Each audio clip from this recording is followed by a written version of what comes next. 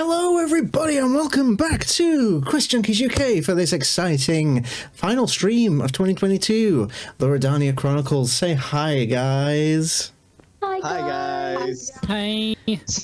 We are thrilled to have you here for our final session of the year. We are going to make it a very special one indeed. Thank you to the incredibly generous community for setting us off with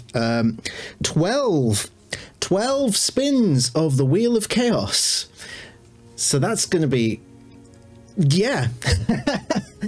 I fear for the safety of my homebrew world once I have done with these introductions. So let's get them out of the way, shall we? First of all, I think I'm still having problems with my chat commands, but we will try them anyway. No, that's fine. So if you head over to www.sirenscape.com/PhoenixIwaki, you'll be able to do two things. One, you'll be able to sign up and get a free trial to be a Super Siren subscriber and enjoy their plethora of audible goodness to enhance your tabletop role-playing needs. And also, you will be able to support the wonderful channel Phoenix Iwaki, my lovely DM who does incredible D&D streams, like 6 campaigns a week, doesn't sleep, just DMs. That is his existence and is incredible. And yes, without him there would be no QuestJunkies, so please go and support him as well. Straight on from that, also go on to the social medias and support the wonderful Avivor, who did our incredible character arts that you can see on the screen. Look at these little faces. Look at my boy. Look at my boy with his purple eyes and his lovely jawline and all the other things I don't have. It's so good. But Aviv does all our character art. We'll have some new character art in the new year from Aviv because we got a new campaign starting in March, the Wyld Ones Chronicles, but more on that later because we have other stuff to talk about. For now, at some point through the night, you'll see a few links pop up in chat because while the chat commands here don't work, the automated ones do seem to work. So you will see links for a merch store that we have where you can get all sorts of incredible Rhódania themed, Methrin themed, muffin time themed merchandise. As you can see there, it is always muffin time if you have a muffin time t-shirt. So yes, please go over and check some of that out. If you're a Twitch subscriber, you get discounts on everything in the store, whilst also supporting your hopefully favorite channel with all its D&D goodness. You'll also see links to join our community Discord if you haven't already. It's where we announce all our new news and things first before anything else.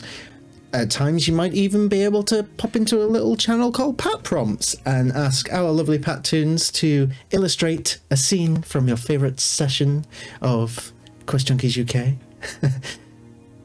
He just, oh my god, he just ate fire. What was this? Wow, just blew my mind. Where was I? Ah! We're on a show.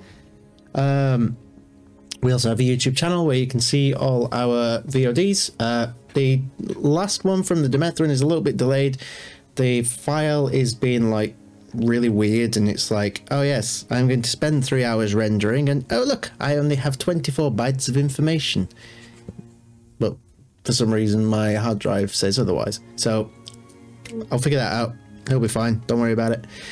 But yes, all the VODs are on there. If you can't find it on there, then it will be on this Twitch channel as well. So it's all good.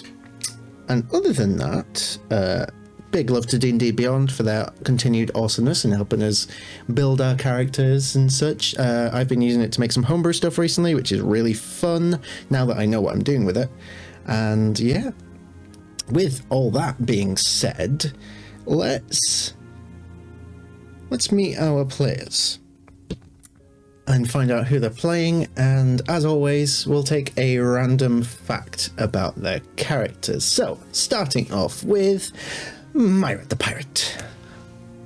I am aka Myra the Pirate. I play Rhódania, the Feelies Rhódania, the Feelies Circle of Stars Druid. God, I can't get my tongue out. The most random fact. Oh, here we go. So in her spare time, Rhódania not only likes to brew her ever so popular and famous wild brew, but also she likes to knit. She hates crocheting though. Specifically hates crochet. Okay. Yeah, it's the devil's knitting. Wow. Sorry, I share that same opinion. I'm so bad at it, that's why. I feel like you just made an intimidation check against me with that. Oh no! It's the devil's knitting. Roll for that. Self-insert, are we? All right, thank you very much. Moving on. Patoons! Hello, I am Patrick, aka Patton. Sometimes I draw art, but Monday nights I play Colin McGinnis, Earth Genasi, Rune Fighter. And, yeah, Connell's holiday Christmas fact is his favorite Christmas song, if it exists in this world, is Jingle Bell Rock. Ah, I see what you did there. Also, check out my Christmas jumper, everybody. Oh my god. It has the juice. It has the juice. I can't imagine a more beautiful thing. I love a good meme Christmas jumper. Where's my other one? I had this one last year, and it's just perfect. Incredible. Oh yeah. See, I just went for my Rudolph with headphones on, like a streamer Rudolph, and my Santa hat. So, yeah. And not as impressive, but moving on. There's me and Wyatt sitting with no Christmas jumper. Oh, and also Bridget's not wearing one either. It's I fine. should just put one on anyway. It's fine. It's fine. Bridget! I am Bridget. I play Frike, you edgy goth mommy, according to our druid at the table. Hell yeah. And, random fact about Frike. Since she met Rhódania, she wants to learn how to cook more dishes with fish in them. That can be arranged. Character development. I like it. Through the bonds of fish we shall be forever kindled. Thank you so much. And last but never least, the Moonkeep. Hi, my name is Wyatt. I wish I had a well thought out entry, kind of like Connell Pat does, but that doesn't happen, so it's fine. I'm chaotic. My name is Wyatt. I am the Moonkeep. I play Reese on tonight, and one random ass fact about him is, God, I don't even know. I really don't even know. Favorite smoothie flavor. I can make one up for you, Favorite. but it would be canon. Go for it. Okay. It would be canon. No, like ask me. Remember he did that for me before. Like. What I didn't You know don't have to what do it one. was. It's fine. Go for it. Go for it. DM Okay. makes something. I'll be kind. I won't make it too traumatic. Reese is actually ambidextrous, which normally means you're good with both hands, but I would say Reese probably feels like he's shit with both hands. But is, fairly. It comes You've with. never seen Reese write for good reason. There we go. See, now everyone wants to know. Like that's the next quest line. See Me Reese's really handwriting. wants to like just start asking Reese to start writing out the labels with me now. Sir, can I have your autograph? Hey, we are being raided with a party of Hey. 56. Welcome, my dear friends from Rolling Together. The stream team love is strong tonight. Thank you so much for coming in. Oh boy, we have had a great start to the session. What you have missed so far is us all introducing ourselves whilst getting enough subscriptions to warrant 12 spins of our Wheel of Chaos. Which can affect the game in a multitude of different ways. We haven't even spun yet, have we? No, we will be getting to that in a titty bit. So, But yes, thank you so much, guys. It is a pleasure to have you here for our final stream of the year. And yeah, with all that being said, it's been a little bit since we've had a session in Rhódania, so let's have a bit of a recap, shall we? As we get another subscription from Pixie. Thank you, Pixie. Who would you like your spin of the wheel to go to? Please let us know in the chat which of the players you would like to get another spin of the wheel. Oh boy, you're going to destroy my world with this. 69 active viewers. Nice. Hell yes! That is actually... stream, we win! You know what? That is actually the most we've ever had in one go, so nice. And that spin of the wheel goes to Rhódania, so that's 3 for you. Okay, so the Wyld Ones, after returning from their adventure in Roshan's Rise, journeyed on the skyship the Discourteous Rose to the city of Etherion, where they were rewarded by King Kaitis Namarian, the Lord of the Free Peoples of Rhódania. They decided to take some time in the city to just enjoy their winnings and, you know, a bit of downtime, and what better way to relax than to go to a relaxing spa, a bathhouse.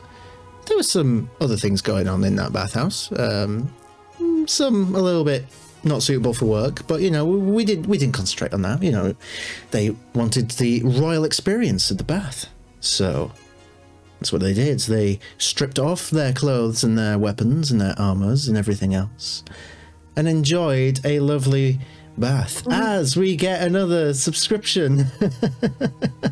Thank you very much, Stamio. Who would you like your spin of the wheel to go to? Please let us know in the chat. As the group were enjoying their lovely relaxing bath, and another gift subscription for... Okay, so hang on, so that's another 2. If I give 1 to Pat and 1 to me, then everybody has 3, so let's do that. I think that's fair. We'll do it like that. Using the target. I think that's the best way. Then you know, the despair is shared equally then.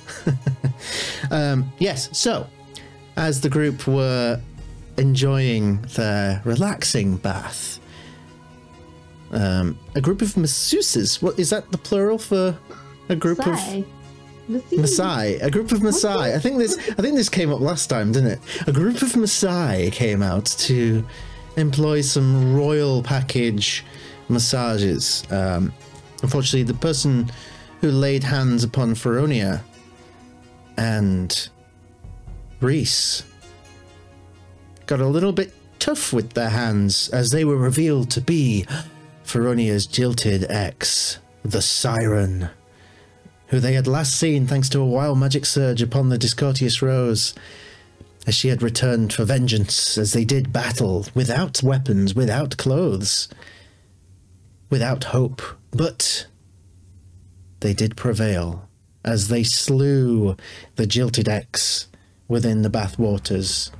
And the bathhouse did eventually send an itemized bill to the group for paying for the refurbishment and such. But the crown did pick up the bill, so that's not bad. After this, the group looked around town for a bit, picked up a few items, checked in at the Inn of the Gilded Spear, where Rhódania did attempt to instigate a business relationship with the bar lady to sell her wild brew, which is the most horrific idea I've ever heard in my entire life. Selling a beer that gives you a wild magic surge to the general populace from a tavern. Soon to come in different flavors. Different flavors of death. That offer was left on the table to be considered. And one of the group, one Bob Crandall, did also opt to take some time away, as they had been asked on a date by the lovely bartender Winston from the ship. So they parted ways And that is where we left the Wyld Ones. And we returned a few days later. The group has spent some time relaxing, taking in the city, picking up a few bits and bats here and there, doing some training, and just enjoying not being in the Shadowfell, or not fighting shadow demons, and not being on a crashing ship, and just enjoying being alive. So, as we return to the Inn of the Gilded Spear on a new morning, everyone, you have taken a long rest. I have already done that on your character sheets for you. There's an interesting development as you each wake up. Like, there is surges of magic around you all as you come to consciousness. As we do our spins of the Wheel of Chaos, we have a total of 15 to do. So we best get started. And you know what? I think this music's a bit too laid back for this. Let's go for some more fun music. So, who's the first to wake up? Let me find out. In fact, let me get... Yeah, let's do rollsies, yeah. Roll d20, see who gets the highest. You try to find a d20. Got a 6. So we got a 6. 16. 16? Anyone higher than a 16?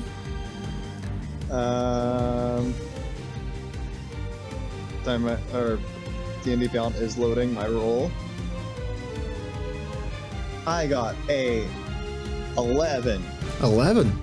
I got a 14.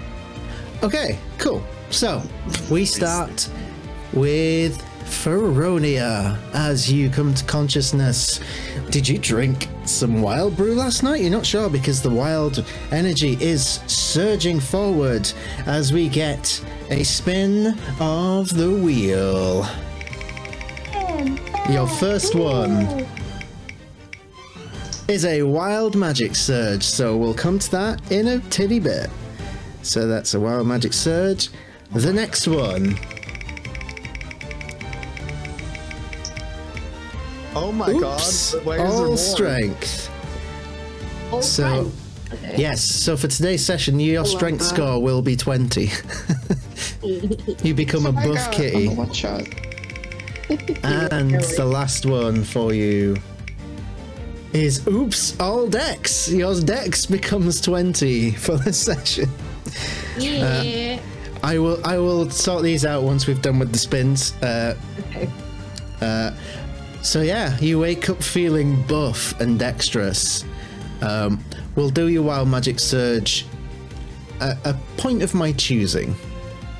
This kind of gives me inspiration now to make a wild brew protein shake. Oh god, I didn't think it could get worse.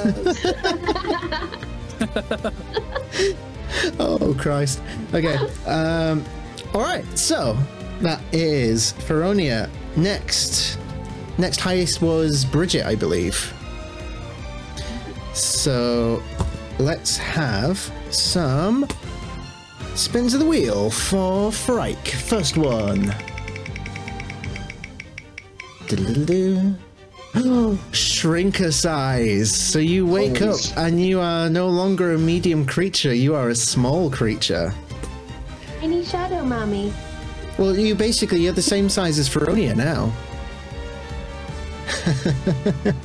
That'll be fun. The second one is, oops, all intelligence. You wake up feeling like very bright and knowledgeable. So that is Tiny and smart. So, it's almost like Bob has been whispering sweet nothings into your ear, just been doing a Bob talk in your ear all night. potentially, yeah. And like, you got grower size. Oh no, we can't have that. That just cancels it out. Let's spin again. Spin again. One more time. One more time for I good like the measure. idea. It was like, Shrink I and like the dies idea. It was again! Okay, so you wake up Freaking. as a tiny creature. You are Brim small boy size now. I love it. We've got a teeny tiny Frank. Touch me. I am the knight. Pocket goth mommy. Oh god, I kind of want to make one of those like t-shirts for merch now where it's a pocket and there's just a little Frank sticking out. That'd be great. I need a hoodie. Please do. I'm on Okay. it. So next Okay, was it Connell next, I believe, was the highest? I think. Sure, just get it over with. Okay. So, Connell, as you come to consciousness, you also shrink a size. Oh my god, this is like this is gonna be the mini session, isn't it? I'm gonna be the big girl. Honey, next- honey, we shrunk the party. we literally did. No, grow a size. No, we're not cancelling that out. No. Yeah. Next one. Oh god. Oh, same again. Oops, all intelligence. So you're waking up feeling full of the smarts. And then the last one. Oh, this is chaos. Nope, that's the same again. I need more options so that it's not just repeating stuff. Nope, that's gross size again. Okay, Oh my gosh. we're going until we get a. Oh, there we go. Oh, that's a good one. Oops, all con. So you'll He said enjoy a lot more. corn. You'll enjoy a lot more hit points. Yeah, it's oops all corn. It's corn. Just wakes up with like loads of like ears of corn coming out of his pockets and just like I mean, yeah. Come on. So that leaves us to Reese. Your first spin on the wheel as you come to consciousness this morning. Shrink a size as well? Oh my god. I feel vicious. Roll for Rhódania size. Yep, literally. Oh god, this I'm is the tiniest too now good. because I'm brim sized. Yep. You get a wild magic surge. Oh god. Hey. Bet. And then last but certainly not least. Size party. Wow, oops, all intelligence again. Everyone's getting smart. Just- And then well, there's just mine now. So I'll elect mine to be the bar lady. Because you'll probably see her as you go downstairs. So for the first one, we have Shrink a size. a wild magic surge. Oh, darn it. I need to figure out what This class is the she's going to wild be. brew. Yeah, she's drunk the wild brew. That's the problem. Oops! Wow, intelligence. It's all intelligence tonight. What is going on? If she gets shrinker size now, then there's something wrong. Oh no! Oops! All strength. So she's intelligent and she's buff. Buff wizard. Okay.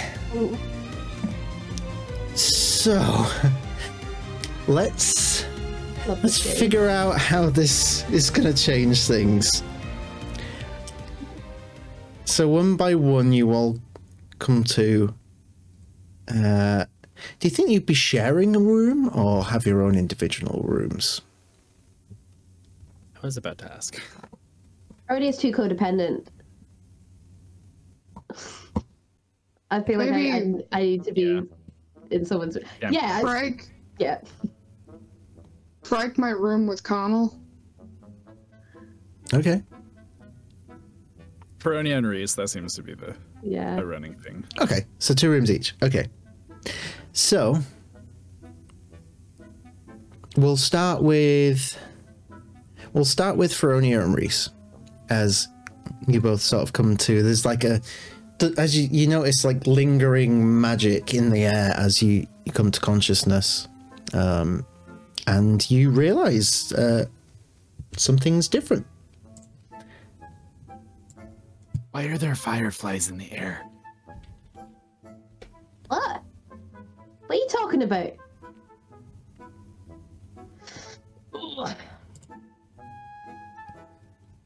Rhódania, what did you do? I didn't do anything. Why am I the first person you just assume is the faulter? My flute is as big as me.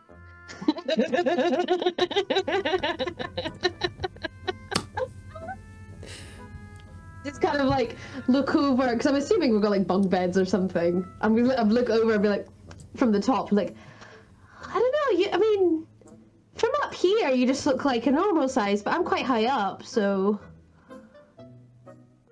Sure, it's not like forced perspective you're trying to get on here.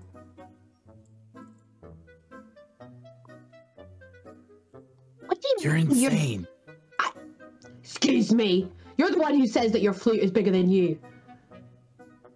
Look at it! And I hold out like this. Are you sure maybe your flute didn't grow in the night? Are you sure that maybe you didn't spill, I don't know, your brew on me? I don't know. How does that work? I would never waste the brew. And besides, it only works if you drink it. I mean, oh my god, that's given me such a good idea for like body lotions. Okay, I'm glad that I helped you with your business, but like... You are my financial advisor after all, so... And we worry about the issue at hand? Now that my paws are smaller? Okay, I go to jump down to Reese's level, but at the same time, I somehow break a part of the bunk bed as I do a couple of like spins and flips in the air and just kind of land in like a Black Widow sort of style stance, like with a bit of the bed still in my claw, in my paw. It's impressive. That? It must have been rotten. Yeah, it's, yeah, definitely rotten. Alright, what has happened to you? Why are you, like, maybe I've grown. I'm just kind of like, saunter up to you and just do the whole kind of like, trying to measure the head thing. Height. I don't know how the equation would work, but I would assume I'm like that much taller. Yeah, yeah, ever so slightly taller. I will give you that. Oh, mate, does this mean I can't go on your shoulders anymore? This sucks.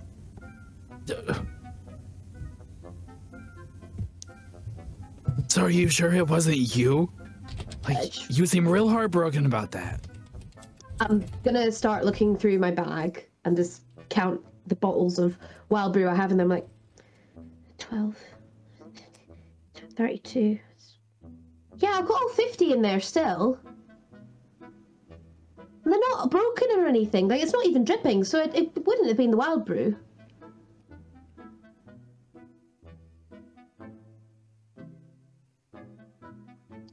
Roll insight on Reese, because I feel like he might be like fibbing a wee bit. Make an insight check. He's obviously gone out and just done something in the middle of the night. Okay. I'm gonna like go try and find a mirror and like haphazardly try to crawl up, and like my claws are like. I rolled a 10. So Rolled a 10. There's something. He's not telling you everything.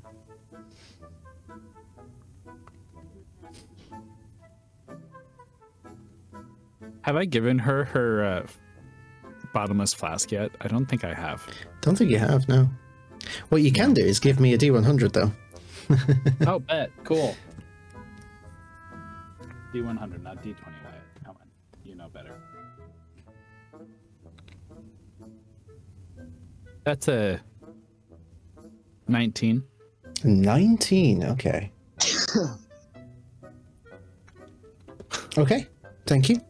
Please continue. we'll get to the bottom of this, but are you sure you didn't just like sleepwalk into something? You didn't hear anything come in the night? I don't sleepwalk, as far as I know. Yeah. There's that one time.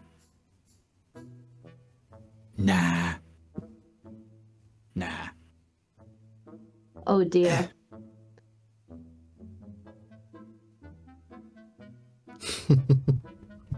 if you don't know why I shrunk, and I don't know why I shrunk.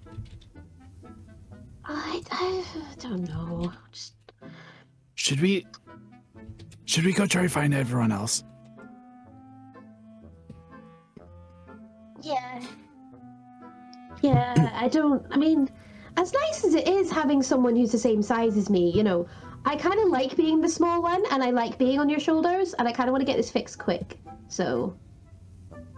You know, I have been kind of jealous I'm sick of being of you. blamed. What do you mean? Oh, jealous of me? What do you mean? What do you mean? Because I've always wanted to try and do that. Just like curl up on someone's shoulders. Like, that seems comfy ever since I saw you do it. It's pretty comfy, And also, cozy, pal. Someone walking for you. Maybe one day we can get Con a little big, and then you can go on his shoulders. Because he's quite comfy if you go into his head. If I'm this size now, you totally maybe would. he's normal size. Why wouldn't he be normal size? I would be able to go. I'm saying I'm itty bitty and I could go on his shoulders now. That's something to look. Oh my god, you know what we could totally do? We could ride around on Frike and Connell right now. You and I.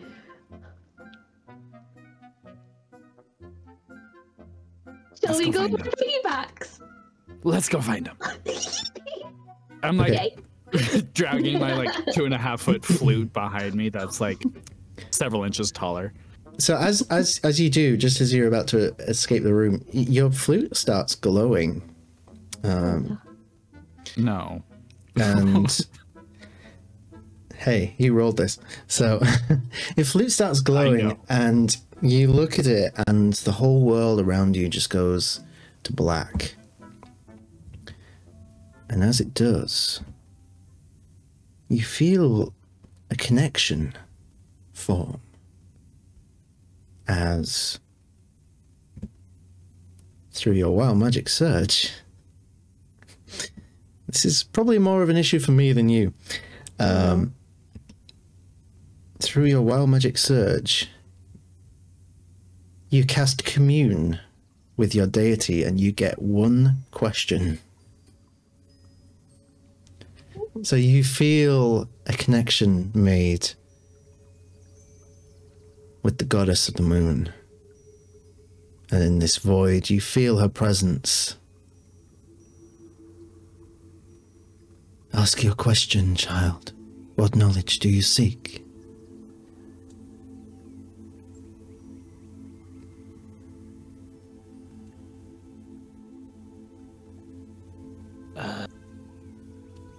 Okay, out of character, how chaotic do I want to be? Do I want to be serious? I mean, it's the last stream of the year. Oh, man. Oh, man. It's already off the rails, so fucking go cuts up.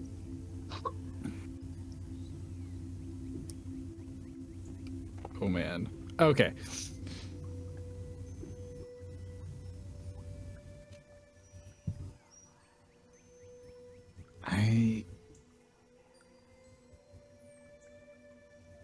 This has been a weird day already.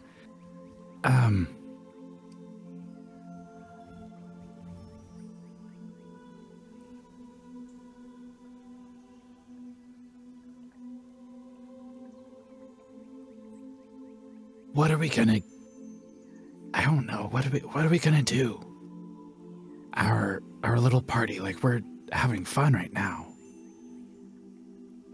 But what is our purpose? You feel a soft breeze start to blow by, really sweet smelling. And then it turns sour and smells of ash.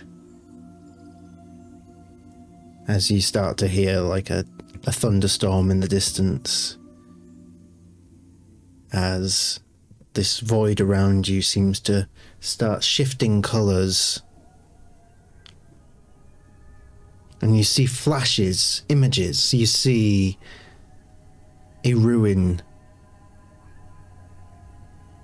with in an icy mountain, you see a ritual altar. You see a flash of a robed figure. You see a flash of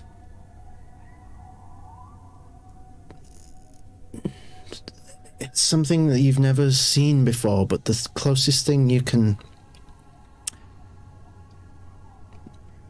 liken it to is when you look up into the night sky when there's no clouds, where there's no light pollution, and you just see all the constellations and galaxies. But you can make a nature check for me if you like, if you want to. A nature check. Oh, okay. I'm gonna say nature for this. It's probably not right, but it's a difficult one. Oh, that's not good. Okay. 13. 13. Okay. It's not something you've seen before, but you've heard stories of something that sounded a bit like what you see, which is something called the Astral Sea. And you see other flashes of things you don't understand, places you've never seen before. You see one of Galea, surrounded by what looks like sinkholes within the ocean, which seem to be expanding all around it. And then it cuts back to the void, and you're once again stood with the goddess of the moon. As she approaches you, she puts a hand on your cheek and she just says, "My dear boy, I cannot tell you what you will do, only that you will have the choice to do many things. And I have faith that you will choose to do great things."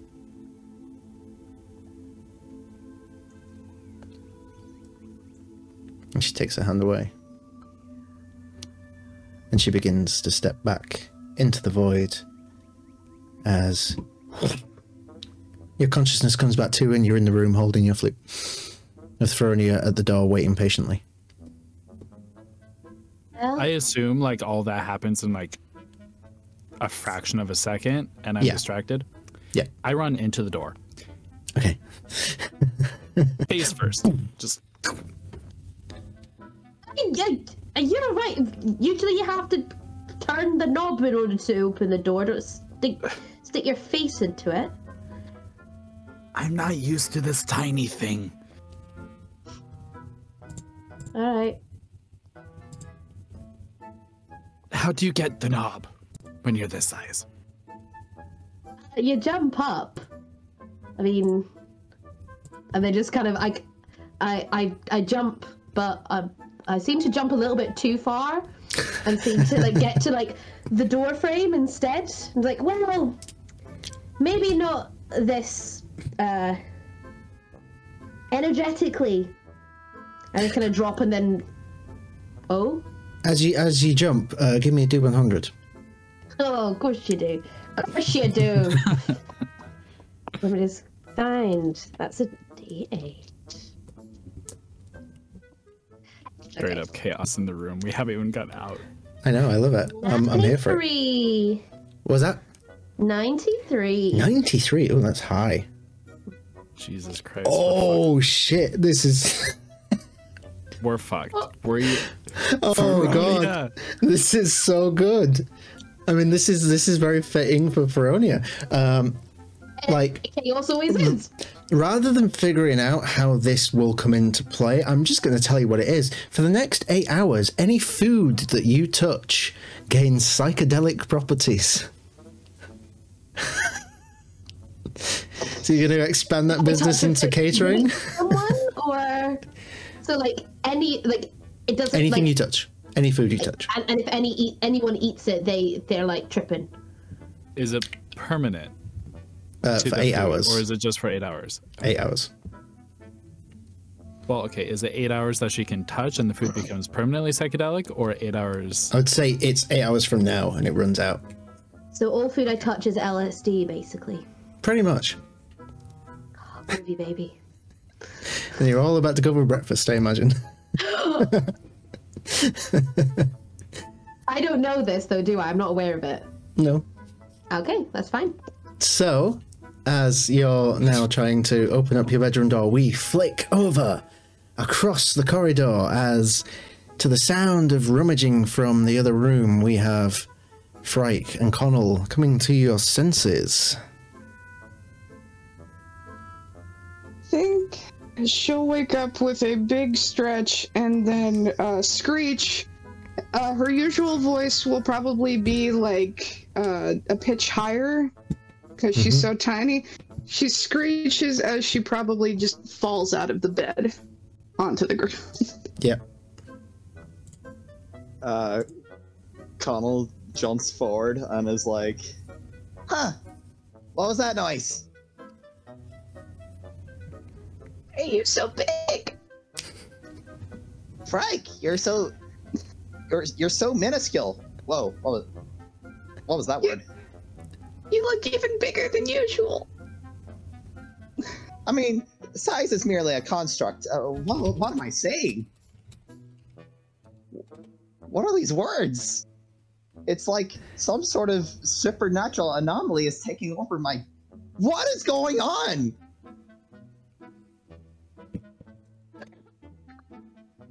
Were you talking to Bob? I only gave the man a slight handshake before I bid him a G. What the fuck is a G? Connell like slides off the bed. Huh. I was really certain I was a lot taller than this. Why are you so... You're so... So was I! What? What's the... Connell immediately like... Probably we would both like scream in unison, but these would be like two tiny high-pitched screams of just... Yeah. And as you scream, Frike, give me a D100. Since we had a wild magic surge claimed in chat for DM's choice.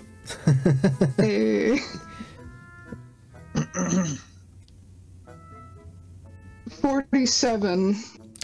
47. Okay. This is not bad.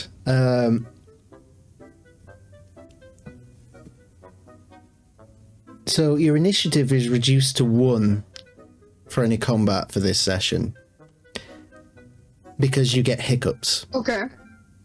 Oh. Your hiccups last for the duration of the session.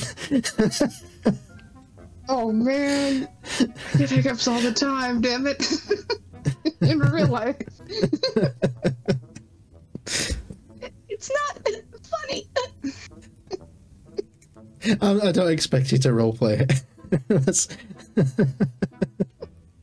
Goodness, like, all these things that happen to us is very capricious. I think I said the word right. I've got a list of 100 words to make me sound smarter. Perfect. Wild brew make you smarter now. I mean, I guess so. Maybe we should drink more of it. No. I don't even know if I can fight like this. I mean, I know I will, but I don't know if I can fight as well as I usually do. It's now a good time to practice that move we've been working on. I think our trajectory would be completely off. Like, I need to get you in a specific, I want to say, a 65-degree angle, and you need to go on a certain arc to be able to perform your... Oh my... I've never talked like this before. Well, with me this size, and with how fast you could throw me, Who knows? I could be faster than a bullet. I am a bullet. I mean, you could reach terminal velocity. That could be quite the catch-22. Yeah. This is so wrong. We should tell the others. Yeah, we need to get her. We need to get to the bottom of this. We're going to get out of here. She'll just look up at the door. I think Connell still should be able to reach it. He's small. He ain't tiny. Yeah. I'd say you would be able to just. So Connell's 6 foot. Like, am I like half my size? Am I 3 foot, or am I smaller? Well, yeah. Or... So you're down a size category. So you'd be probably slightly taller than what Feronia and Reese currently are, just ever so slightly. Okay. Reference: I'm 3 foot. How tall is Brim? Brim is a foot. The same size Okay. as Pikachu. Pretty much. Oh, Frikachu. do Thunderbolt! Literally. Connell's gonna open the door and he's just gonna look down at Frike and say, "Well, would you like to hop on?" Sure. She'll just jump ungracefully towards your back and then just. As It you might be do that, safer that way. as you do that, and you look out of the doorway, you see the door across from you in the corridor open, and Feronia is stood with a very, very small Reese.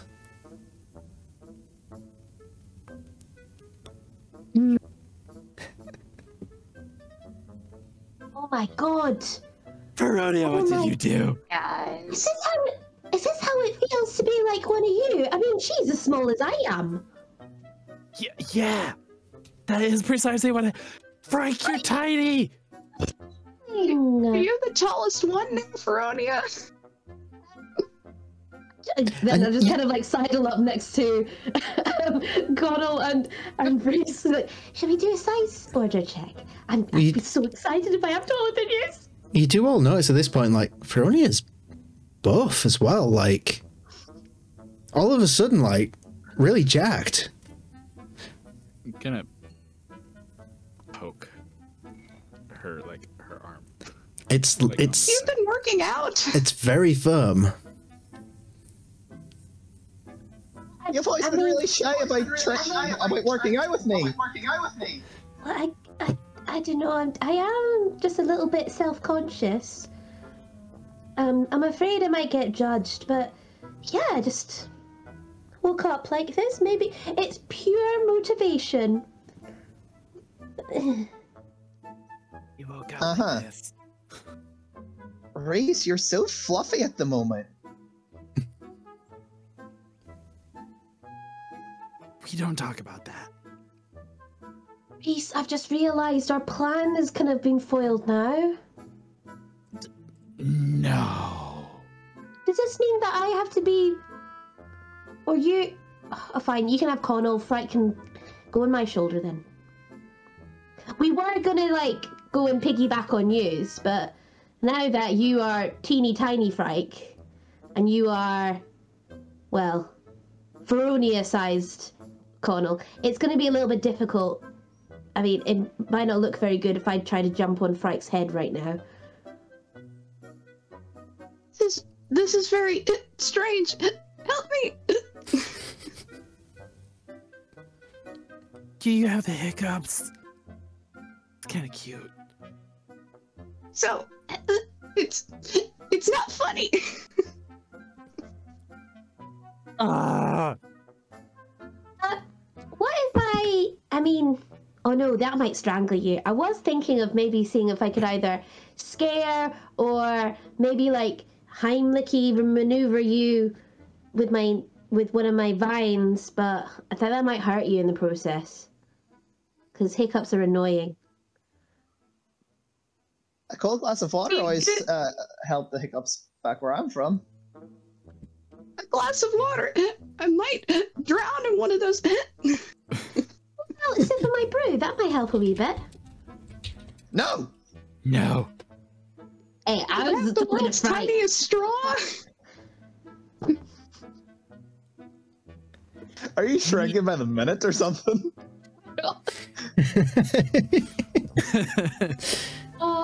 She's going quantum. Oh no. As Quick, get on, man.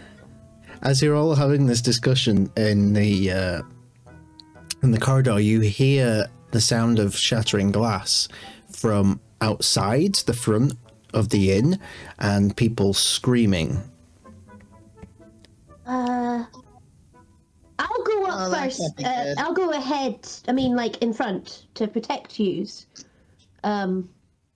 Is there a window? Like, I'm imagining like we're upstairs in a hallway and there's like doors on either side and a window at the far end, kind of like hotels. Sure, there is a window here. Idea. Is there a window? Okay. While Fronia is like, I'll protect you, I'm just gonna run away and go to the window. Okay. So you run over to the window and you have to climb up a little bit with your size, but you manage to do so, and outside in the street you see... I use my flute to pull Vault up to it.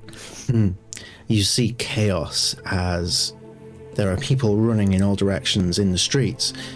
And in the center of the road, you see the landlady of the inn, who got all her spins of the wheel. The first thing you notice is that she also, like Veronia, looks very buff and swole. Unfortunately, her expression does not match this, thanks to her wild magic surge. Because something has appeared directly next to her, apparently carrying a sack of 100 gold pieces, as she stands there shaking in terror, looking at the scaly form of a black dragon wormling that has apparated right next to her in the busy thoroughfare of Etheriond.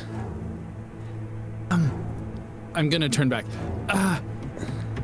Team, it's time to get down there. There is. Do you think you can fight Please. from afar? Shit happened Grace, come on. that day. Say it. You're absolutely flummoxed and flabbergasted. Please tell us what's going on. Hi, brain box.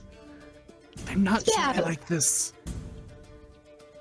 Anyway, there's a dragon. Fronia, we're gonna need you to bite its ass again. My pleasure. Okay. Get down there. I'm gonna be the sniper. I'm gonna turn back and guiding bolt. I'm gonna Okay. literally like run to the window and crash through it to the ground below. And while I'm at it, somebody get some Susan. I'm about to bite some dragon ass.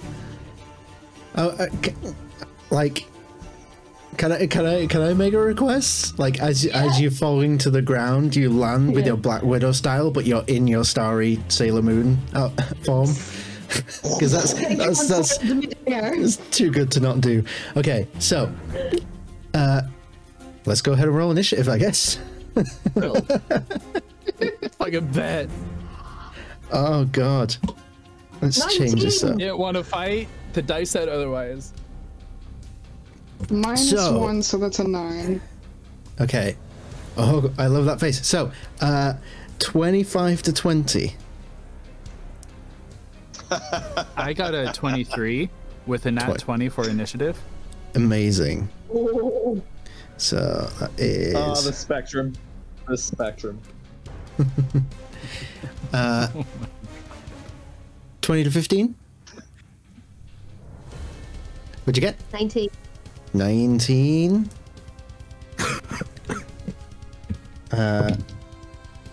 15 to 10.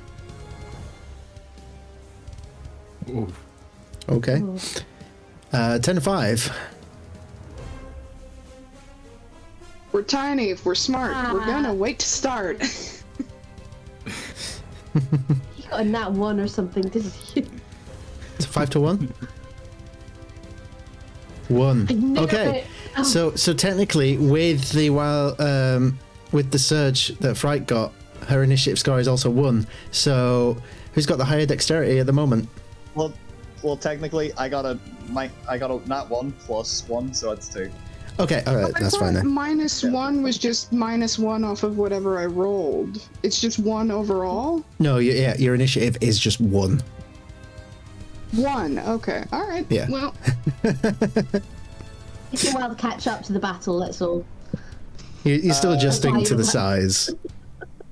Sorry, see, since I've got max con and max intelligence, does that mean I have 20 in those stats? Yes, I have amended it. If you might need to refresh your... Everyone refresh your character sheet if you haven't already. oh, So it has given you more hit higher points dex as well. or the dex modifier? It don't matter because he got 2 with his initiative. Oh, okay. Yeah. Yeah. It's good. It's because Oh, wait, didn't... I had +5 on initiative then. Yes. So I got a 24 then. No, I mean 22. 22. Yeah. Wait, You'll yeah. still be in the same place initiative, so it's fine. Yeah. Yeah. I'll just go for But it. yeah, it's it's fine as long as if you've all refreshed your character sheets, then you're fine. Right. Okay. So Black Dragon Wormling. This will be interesting. So top of the initiative round, we have Reese. Wow. Okay. Yeah, like I said, I am gonna guiding bolt this dragon wormling. Okay. At wonder- second level. I wonder if it remains the size it normally is, or if it's a tiny one. I don't know how we rolled for it. Ride it! Oh, It's like a sniper the shot. guiding bolt. Yeah. The guiding bolt. Oh, Yeah. It's already a laser. It's going to be a pinprick. All right, go ahead. Jeez. Like Freeze's death beam. Pretty much. God damn it. Okay. What is that? No, that's a 5. That doesn't hit. God damn it! I just fucking sizzled a spell slot. Fine. Goes to the side of the dragon. It does get its attention, so it now looks up at you like.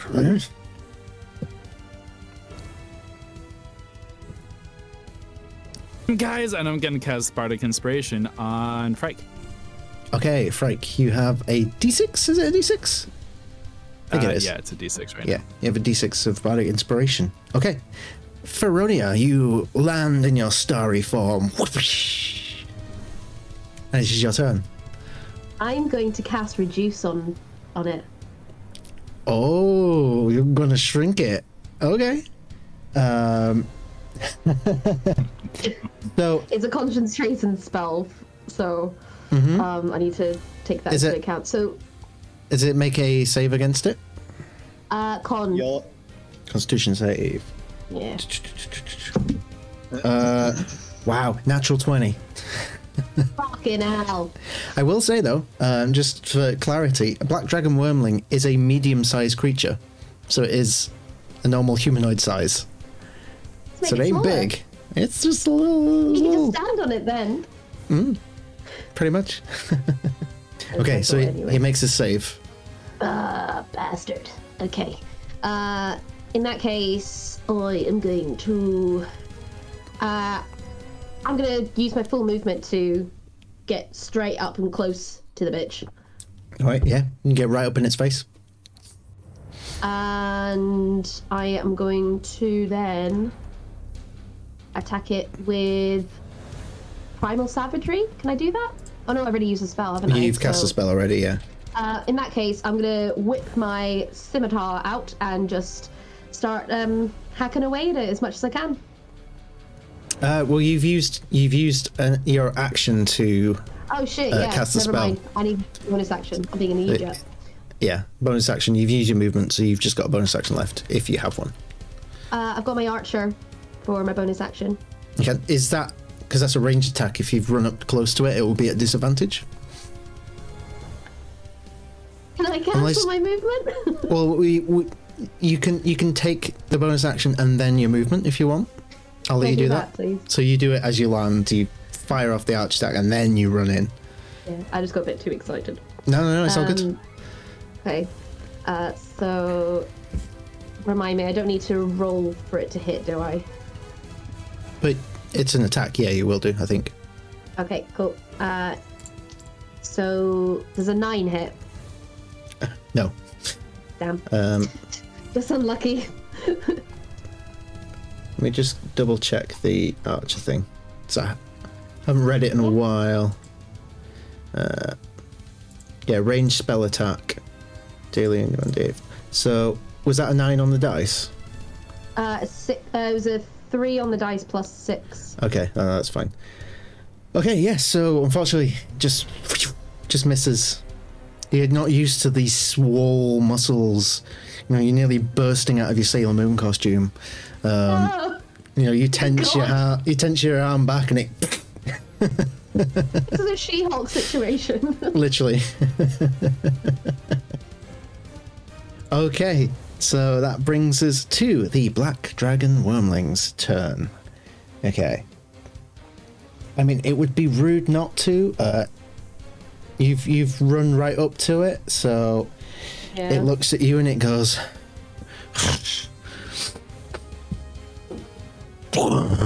Oh. And unleashes its acid breath attack.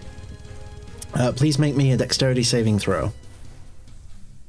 Okay. Thank you for the follow, Umami Dreams. 9. Ooh. A Well, I 9. got a 9. I got a 4 and then plus a 5. So Okay. 9. The DC was 11. Unfortunately, you have failed. So, oh boy, I put all my dice away, so I didn't think we'd need them. We get my new dice box that my girlfriend got me for Christmas. Am I gonna look like Two-Face after this situation? Okay, we'll find out. I need some dice. 1, Oh no. 2. I'm in This was a. Yes, you are. I'm in danger. Okay. I did not prepare for combat today. I mean, I can roll for you if you like. No, it's all good. I got it. Oh yes, it does the opposite. It I can bounces punch me my up. rules. Right? I do not need to make an insight check. He on sees that. that it goes into his own face. Okay.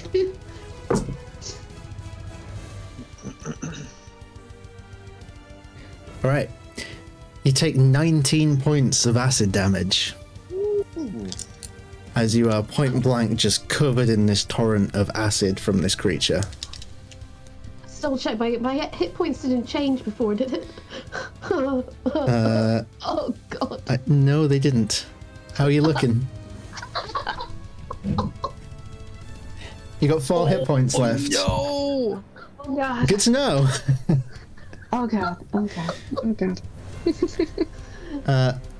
Fortunately, that does it for its turn, which brings us to Connell. All right. Frank is currently on Connell, correct? Yeah. Okay. So, all right. So, we're still inside the building, or do we have enough time to get out prior to? I'll say you've gotten out into the street. All right.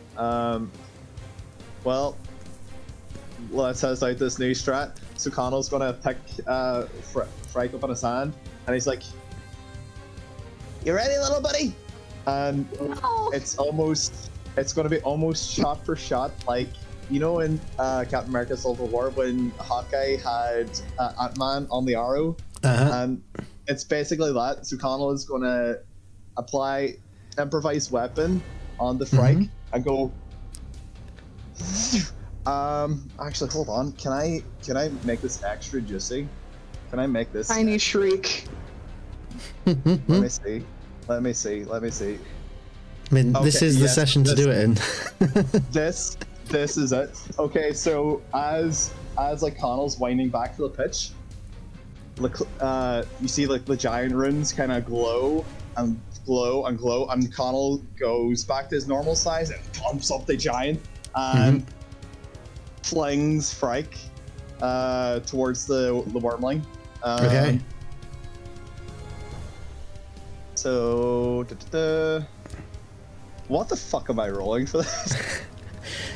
Give me. Hang on. Let me Unarmed see. strike. Let me just look at your character sheet real quick. See what to do this as.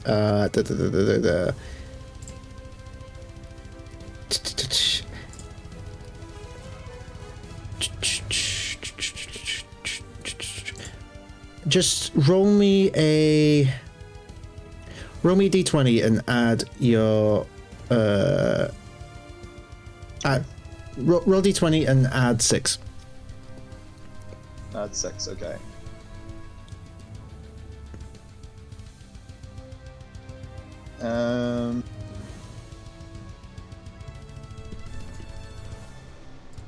Did you roll? That's a 7. Not 1, 7. Why am I rolling 1? So no, I'm sorry, not Frank. 1. And not 1. Okay. Oh, That's hold where on. the party Hold dies, on. I think. Hold on. Hold on. Holding on. I got advantage of strength checks. Checks. This is kind of strength. No, but you do have inspiration from last session by the looks of it, so you can reroll. Thank you. I would like to. Gorsh. Oh my lord, what the fuck is that? Okay, so I rolled a 9 this time. A 9 plus 6, yeah? Yeah. So that's... Okay, so that's a 15. No, sorry. No, I rolled a 3 plus 6. Oh, okay. Yeah. Okay, I got a 9. so that is a miss. Go ahead and roll damage. I'm sorry, Frank. 1d4 plus 4? Well, no. Because of the nature of this attack, roll me 3d12.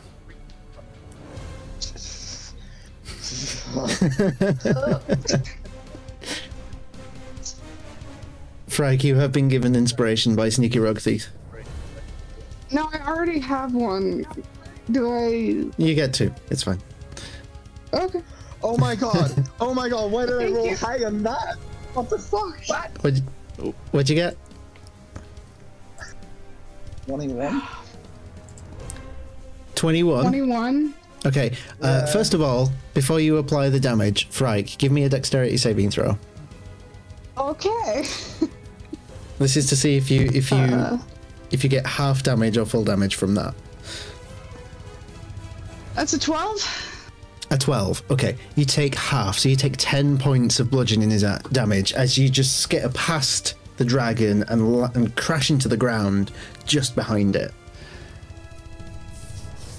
So 10 points. She'll be jumping up and down, waving her arms like a little ant in the mud and going, "What am I supposed to do from down here?" And Connell's just like standing and he's just like, that was meant to work a lot better when you're bigger. I'm sorry. I'll try again someday. I hope. This is going to end up like Shadow of the Colossus. teleport into its mouth and then grow bigger. I don't know. I think that's 6 seconds now. Which brings us to Frike. Oh boy. Oh, question. If I'm a foot tall, how does movement work? Does it still work the same? Like, if I use teleportation, do I still go 30 feet, or is it less? So for normal movement, I'd probably say half your movement. For teleportation, it's the same. It's normal. That's this. Right, we were already chaotic enough. Let's not. This is clearly a one-off. Let's. Okay. Big love to everyone in the chat. Using her free action to panic. Let's see. So about how far am I away from the dragon now? Probably just about 10 feet. 10 feet, okay. Ooh,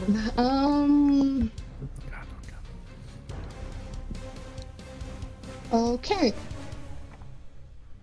going to spend a key point to use Step of the Wind. Okay. Just get as much movement as possible.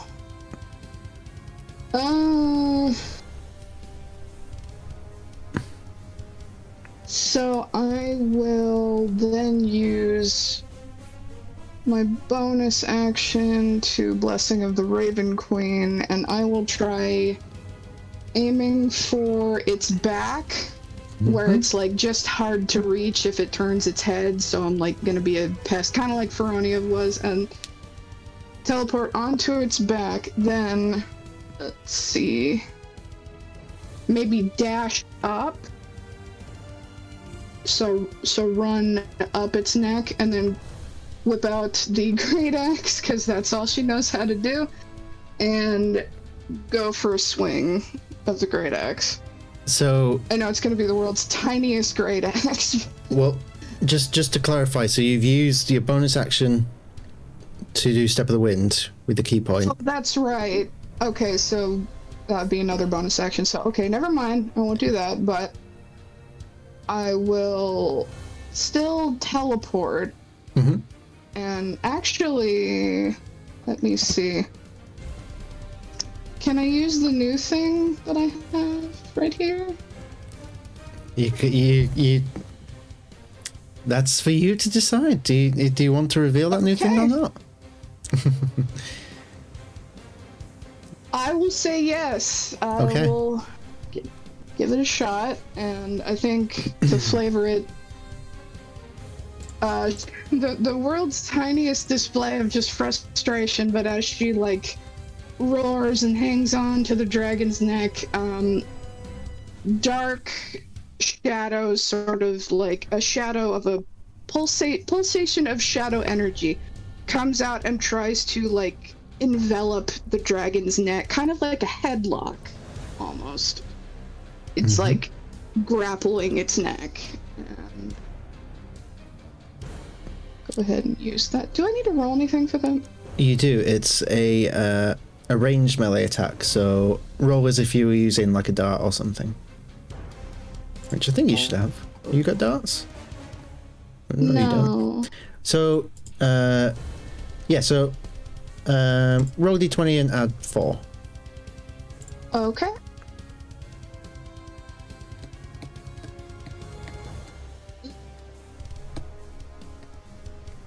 Does a 17 hit? 17 meets it, beats it. You hit.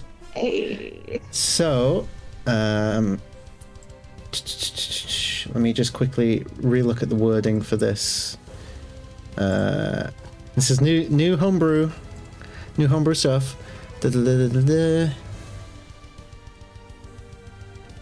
Yeah, so the so this shadow that's left envelops the shadow of the dragon and then up its neck and just lashes around it. The dragon is currently grappled. And if you go ahead and read, so you have concentration on this for the next minute. Okay. And there is a little bit in the description there about what you can do on a bonus action while you have that concentration. Just keep that in mind. I don't think I have a bonus action, but next time? No, for next turn, yeah. Okay.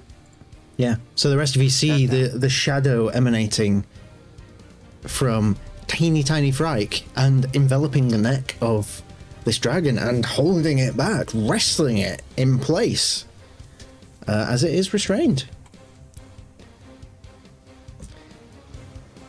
Which brings us back to the top of the round with Reese, with your vantage point.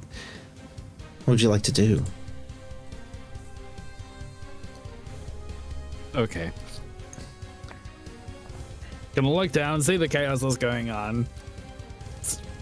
My friend Frank was just like catapulted and failed and took damage, and then my other friend Feronia was just like doused in acid. So I'm gonna like kind of freak out internally, and I'm going to point at Feronia. Wait, hold on. What is the casting range? Am I within 30 feet? Not quite. If you're still up by the window, you wouldn't be.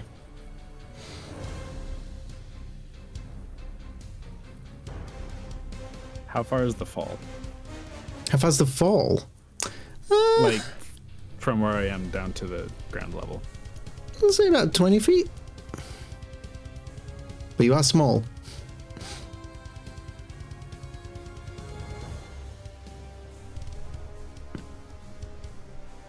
Sorry, Peronia, not doing that.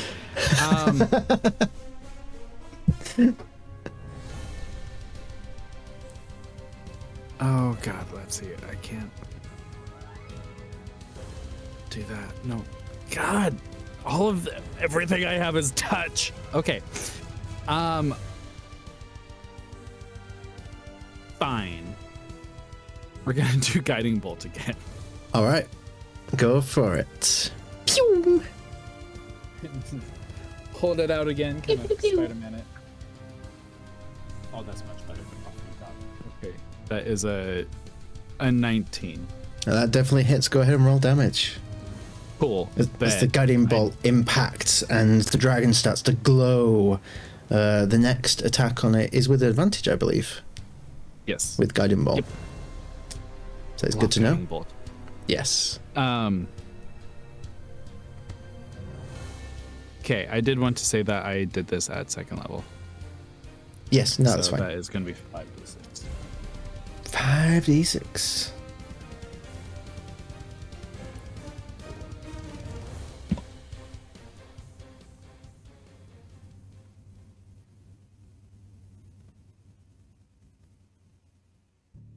$16 points of radiant damage. 16 radiant. As this like this pinpoint of light, smaller than like a laser, just like seems to jut from Reese's palm, and just like there's like this weird like microscopic like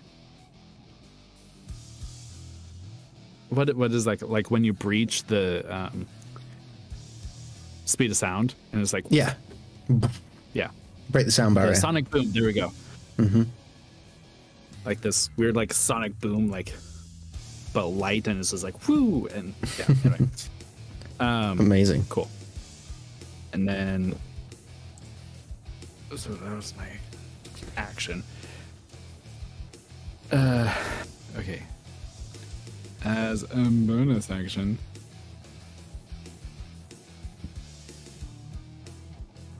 okay, well that hit, I am not too worried about it anymore. I'm going to look over and I'm going to fall the 20 feet.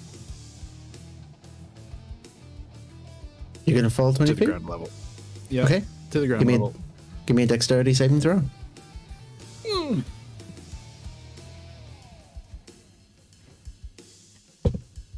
balls. All right.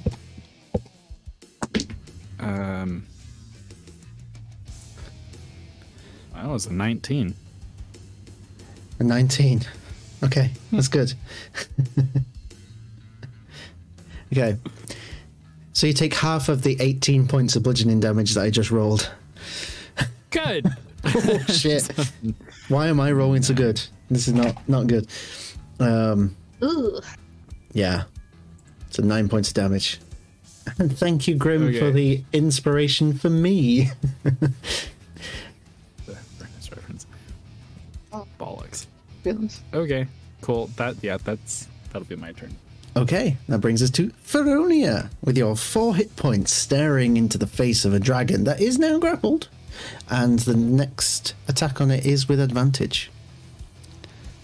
So, I have a couple of ideas. Depends if I can do it, if I'm allowed to do it or not. So, trying to think of a way to explain it. Can I give you the 2 options and see if I'm allowed to do either? Sure. So, first option, I cast Primal Savagery. Mm-hmm. I reach into my bag for some sort of food item. And I climb up to the dragon and try and pull its mouth open and put the food in its mouth. Or, or if I'm not allowed to do that, whilst it's grappled, I'm going to, as much as I can, try and remove its jaw from its head. By pulling down as much as I can. Is that possible? Oh, with your newfound strength. Okay. I will say you are more than welcome to do the second one. If you want to bonus action toss some food in this gob as you do it, I'll let you do that as well. Love you so much. Yes. Okay, so it depends if I actually roll well. For this, let's have a look. I will say make an unarmed strike with advantage. So that's D20 plus 7 at advantage. I'm going to use my Feronia dice rather than my rainbow one tonight, right now. Okay. So D20 plus 7, did you say? Yes. So that's an 18. And then with an advantage, so roll again, yeah? Mm-hmm. Okay. We're sticking with 18. Okay, so that's 18 total. Yeah. Okay, so that hits. So you do 6 points of damage as you start rending the jaw from it. You don't get it off, but you see like the scales beginning to pull apart, and it's like screaming out. And yeah, what are you throwing in the gob? I take a look at Frike, I give her a wee wink, and I shove in a fish head. Okay. Yes! Really smelly one as well, because it's been in the bag for quite a while. I just haven't been able to clear out my bag very much. Okay. Let's have a look here. So for God, how do I want to do this? No. I think what I'll say mechanically is, as the effect from your Wild Magic Surge takes effect, it will give the creature its own Wild Magic Surge. So please roll me a D100. Rhódania. This is gonna be a bad thing, isn't it? Yeah. I don't know. We'll find out. We'll find out together. 66. 66. 666. A white siren appears. To help us, please. Okay. It's my ex's sister.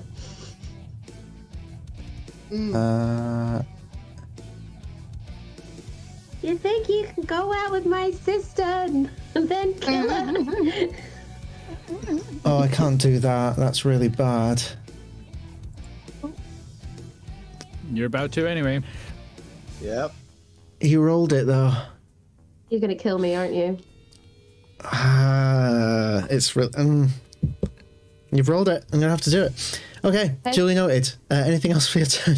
Can I move? No, I can't move. I will. I was up and close on him anyway, but I used a movement technically, didn't I? You've used maybe 5 feet of movement to get round the front. I'm gonna get away as far as I can to use the rest of. Yeah, I'm gonna let him die. He will get an attack of opportunity against you. He will.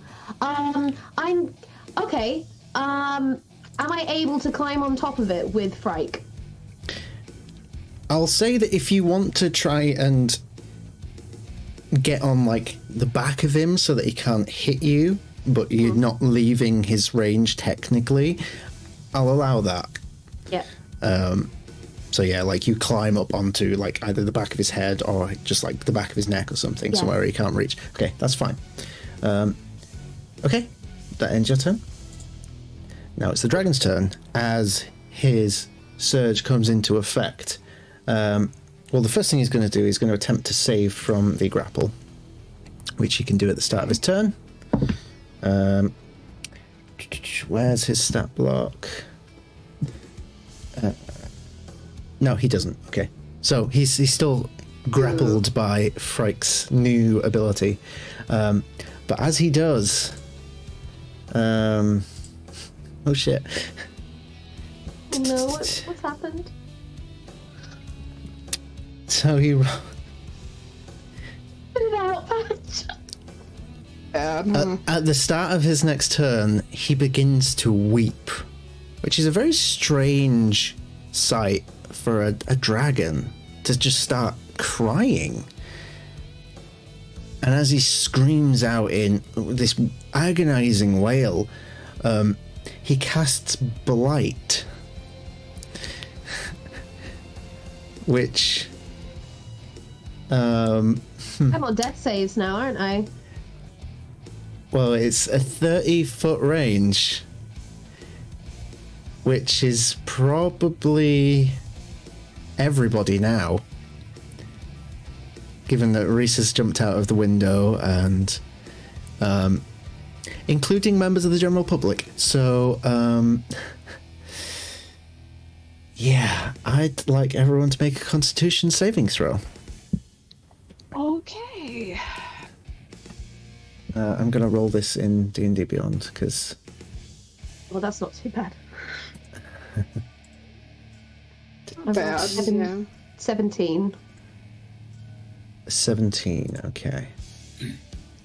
I got Bear a with 16, but I'd like to point out I have resistance till the start of my next turn.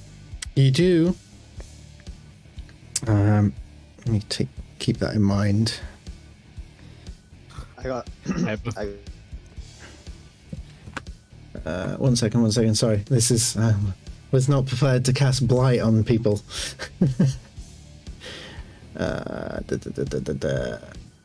Okay, so did anyone get lower than a 14? Everyone got higher than a 14. Good. So you all succeed. Okay, I'm gonna roll this. All the wild brew we've been drinking, that's what it is. Yeah. So you take half of the damage. And D&D Beyond is glitching out now. D&D Beyond's like, no, I don't want to roll this. Okay, so you take half of 34. I'm dead. Well, you're not dead. Well, you know what I mean, like. So half of 34 is maths. Hang on. 17. Yeah, 17. So everyone takes 17 points of necrotic damage. Frike, you're resistant, so you take half of that. So you take Yes. 8. Okay, that's I fine. think. Yeah. Reese is It's all down. fine. Oh, fuck. The healer's down. But the kitties are down. All right. Oh no. Okay. In a bag, throw us in the water already. This is just a bad dream. It's just a bad dream. As Great now. oh boy, it must be Christmas. Yeah. So as this blight spell goes off, Reese and Feronia both fall. Feronia falling from the back of this dragon. I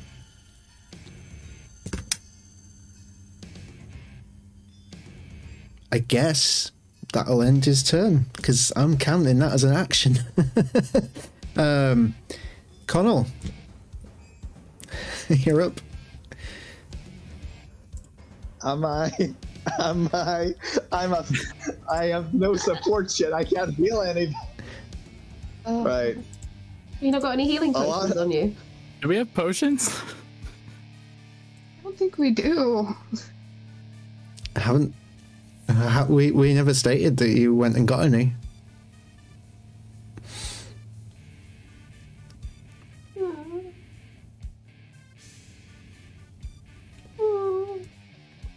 It's Right, nice. So assessing the situation, Frike is still on the dragon, but she looks really hurt. Yeah. Reese and you've got... is down. Reese is down probably near you, actually. Very near you. Because he jumped out the window. Feronia is down. Feronia is down, like, to the side of the dragon.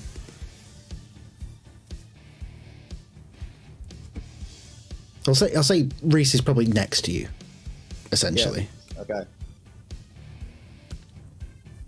And the general public, like, was this an explosion? Was this a shockwave? What was it that just hit everybody? It was essentially an explosion of necrotic energy. That everybody, so you can see that there are a few members of the public like that are on the floor, some not moving, some like struggling, and you hear alarm bells start to sound in the streets.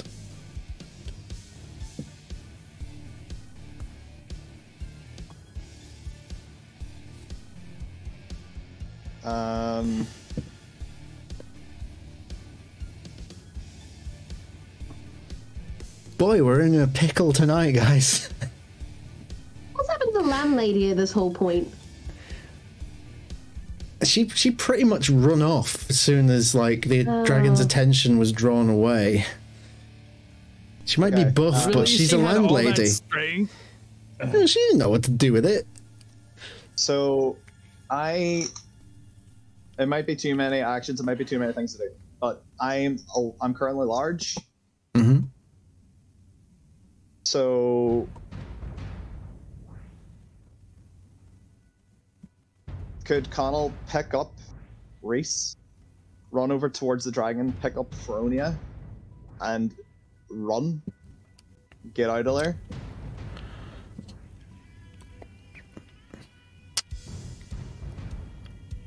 It would invoke an attack of opportunity. I'll take it. And if I'm doing that, I'm picking the two of them up. I'm running off and I'm shouting to Frike, "Get on me. We ain't dealing with this shit." Okay. We gotta get these two safe first. Okay, so you pick up. I mean, I will remind you that you can attempt to stabilize people when they're down. It doesn't heal them, but you can stabilize them so that they're not making death saves. But if you want to do this, it's fine. So you go down, you pick up. It's like stabilizing and getting them safe is like a lot. It's just me. No, it's all good. So you pick up Reese, you run over, like, imagine you probably like barrel roll around the dragon, pick up Feronia. He's using his back as a shield the entire time, just like he's almost like cut them like this in his arms, and he's bracing for dear life. And as he does, he lashes out to bite you with a 14, which I believe doesn't hit. So as the dragon tries to snap, Connell kind of like reacts and pure instinct and like tucks and rolls out of the way and just shouts, "Frank, we gotta get out of there! Let's go!" And he, with whatever movement I have left, if I'm able, no, I can't dash. With whatever movement, Connell is just trying to like get out of there. Mm-hmm. I'll say you or at least you get enough out of the attack range to provoke the attack of opportunity, but you don't get any further than that. So you're just on the outskirts of its range of attack. Okay. Which brings us to Frike. Before I move, I'm still holding. I'm assuming he's still grappled. Yes, and you are still How's maintaining. He looking? Not great. Okay.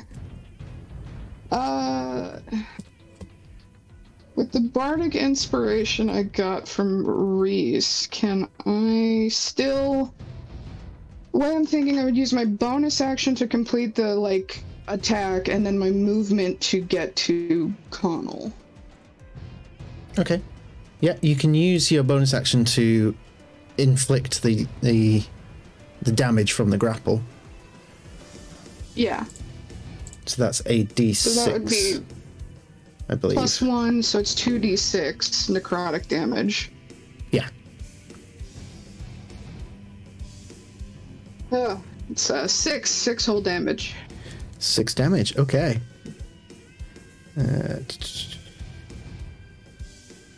Okay. Yeah. And after that, I looks will very bucket rough. and run toward Connell. Okay. He will attempt to lash out at you as you leave its attack range. Natural 1. Finally. So he's still reeling from the damage from that grapple. But you managed to escape and catch up with Connell. So, top of the round, Reese. For the first time on QuestJunkiesUK, tell me what goes through your mind as you remember I make your death saves. Oh yeah, that's right, huh? So tell us what goes through Reese's mind as the consciousness begins to slip away.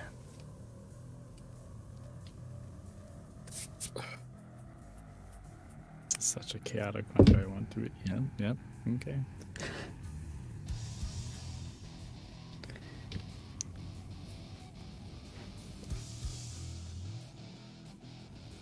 He's brought back to the ship falling.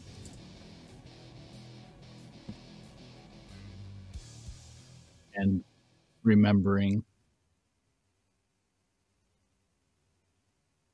his desire to help and why he had decided to reach out to the goddess in the first place. Okay.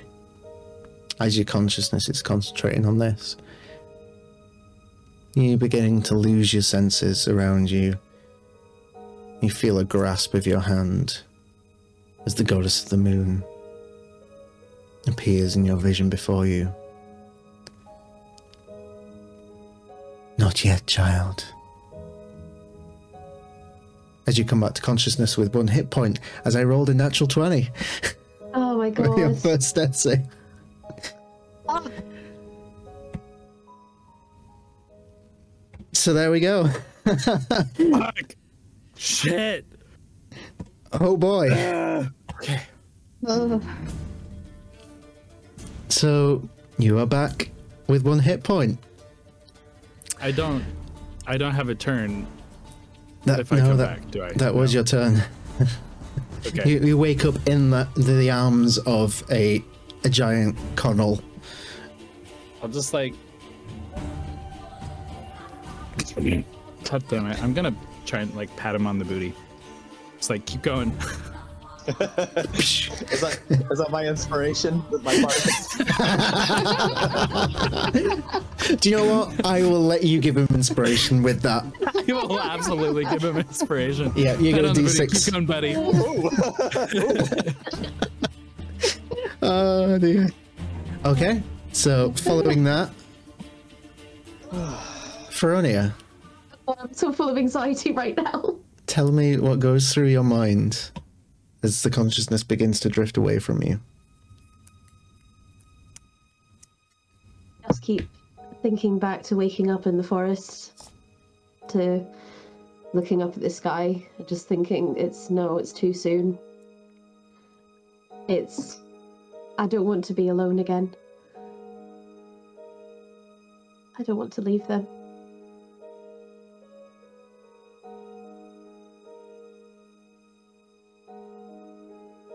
Okay.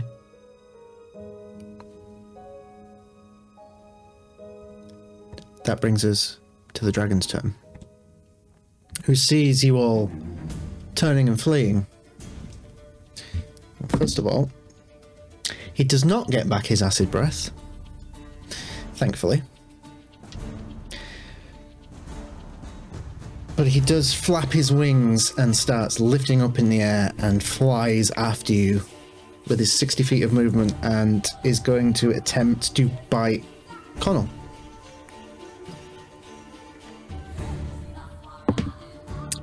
Ooh, 22. That hits. Okay.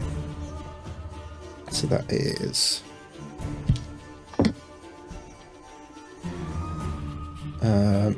that's going to be 7 points of piercing damage.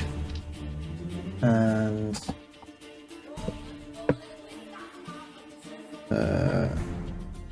3 points of acid damage.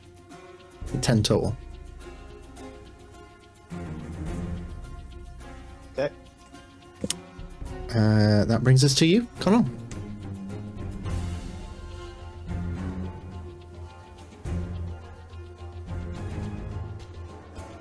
I'm actually using my stress ball.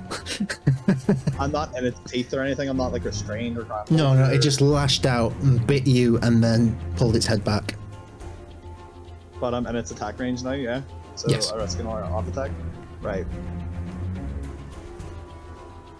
Can Connell, like, almost roll the two cats away and try and go for a swing?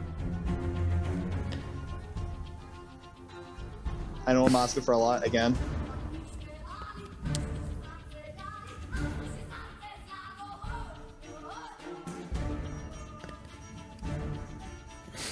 I'm trying to think of a way for you to do this without causing them damage. I think rolling them away would cause damage, which I don't think you want to do to Feronia right now. No. Or Reese, but especially Feronia. No. If you want to place them down, that's... Yeah, that works. Just so that, like, essentially, I place them down and I'm a wall in between them getting attacked. Yeah. Okay. Yeah, you can do that. Yeah, they're not getting through my defense. Like, it's not even an outlier. So Connell like turns around and like kind of like faces the dragon right in the face, and he's just gonna get out his hammer and his sword, and he's upon like taking them out, he's just gonna go with the sword first. Okay. Rolling the... Please, please, please. Fuck this game. I am accident surging because I refuse this bullshit that has been cast upon me tonight. So the first one... Treats.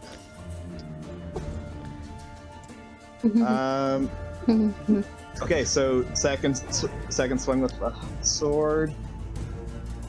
Okay, that's how we like to see it. That's a 25 to hit. 25 definitely hits. Go ahead and roll damage.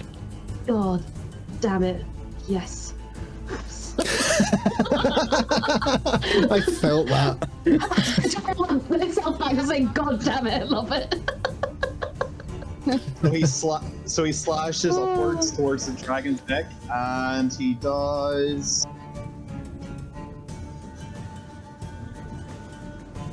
why did you have to roll to that side to fall back? That is 6 points of slashing damage.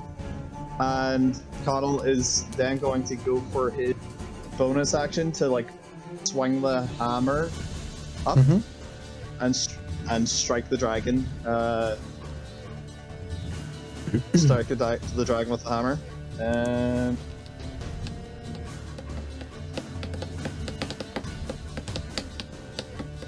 let's see. Come on. Okay, love to see it. That is a 21 to hit.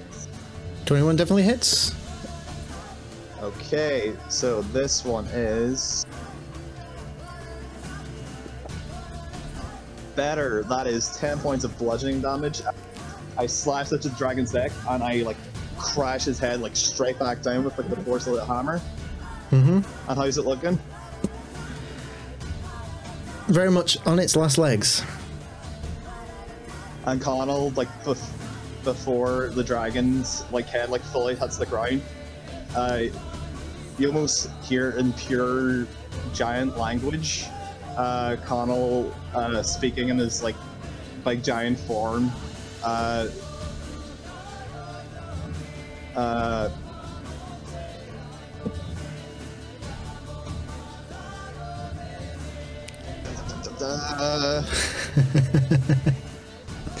And in his big giant form, he just mutters out the words, "No guts, no glory. Roll 91!" as he casts Fire Rune and strangles the dragon for an extra 2d6 fire damage. And roll me a strength saving throw, please. Certainly, sir. Strength. Just tell me this is Connell saves the day. That's a 7. Okay, so he is restrained by fire shackles, and that is 4 points of fire damage. 4. Okay. And while Connell's like holding, like almost like pulls the dragon's neck up. So like, I mean, I think Connell's bigger at this stage, but he's just like looking the dragon like right in the eyes and says again in giant, "You're not getting to them, not today." Not today. Okay. That finish your turn? Pal. That's all I can do. Okay. No, that's fine. Frike. You're still not down? Okay. Look and roll that. Okay. Well. Alright.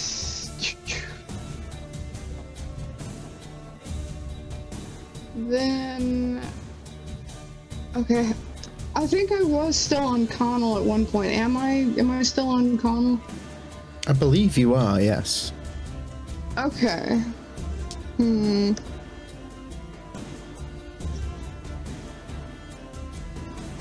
While he's shackled, I will, and I do have slow fall, so I can reduce falling damage by up to 20 points. So I will jump onto, oh, thank you for the inspiration, I just saw that. I will jump onto the dragon's back and spend a key point to use Flurry of Blows, because that's probably the strongest thing I have right now. So...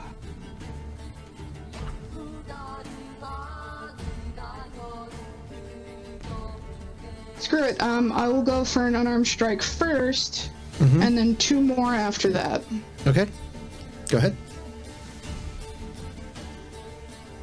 Okay, wow, that sucks. I'm gonna use Inspiration to re-roll that. Go ahead. Oh my god, Frank. I'm gonna do it one more time. So I'm gonna use 2 points of Inspiration. Okay. 16, which I think just misses, doesn't it? 16 just misses. Okay, well that's the first attack. Okay. And then there's 2 more. That's a 17. 17 just hits. Alright, and that one is for 5 damage. Okay. Another 17. Alright. For 5 more damage, 10 bludgeoning damage total. Okay. As you leap forward, Frike, tell me how this goes down. Oh, yes. Okay. Scream, I fucking love you, and I realized I was unmuted. Trying to rage scream. Just dives off O'Connell's shoulder, lands onto its back, looks for like the weakest points in his body to wail her tiny fists into, and goes, "Die, die, die!" And then I'm going to use a feat I haven't used before because I keep forgetting it exists, but Touch of Death. If you reduce a creature near you to 0 hit points, you gain 5 temporary hit points.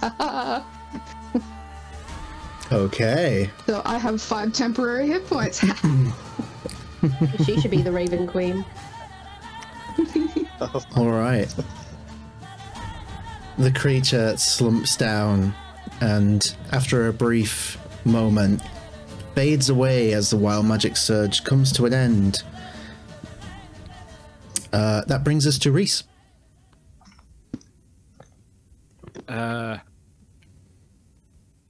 Reese, who had readied command, realized He doesn't need it.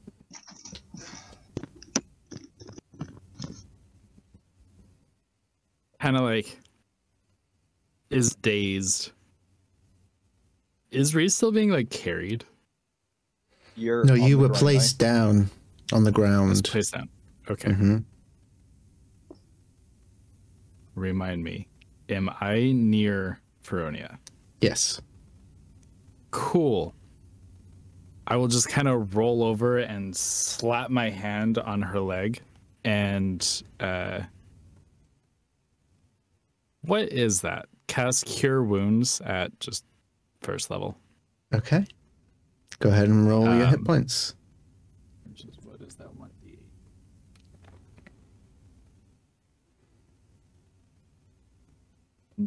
Nine hit points is Okay. Feronia, Given to you you. come back to consciousness with 9 hit points. Now, would you like to know what I rolled for your death save?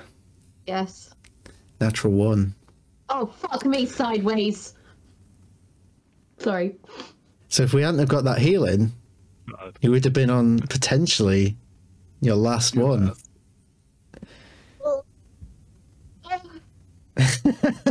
This session, yo. For Get rid of flavor, that. Get rid of that fucking wheel. No, Yes. never, never again. Get rid of it. never again. Oh, God. boy. God. As flavor, I'm cast Sanctuary on Feronia too. Okay. God. An asshole. And yeah, so the dragon fades away after the wild magic surge disapparates. Around about this time, city guards run up. It's like, what's going on? What's going on? What's happened? We are dying. Jeez, I'm just staying so quiet. Like, Help us, please. there were God, reports of a dragon. Yes, there's a dragon, and there's probably several people that way that are dying of poison. And Right. what else did it do? Right, come on, lads! And then there's like So guards much. start funneling in and finding out and tending to people. And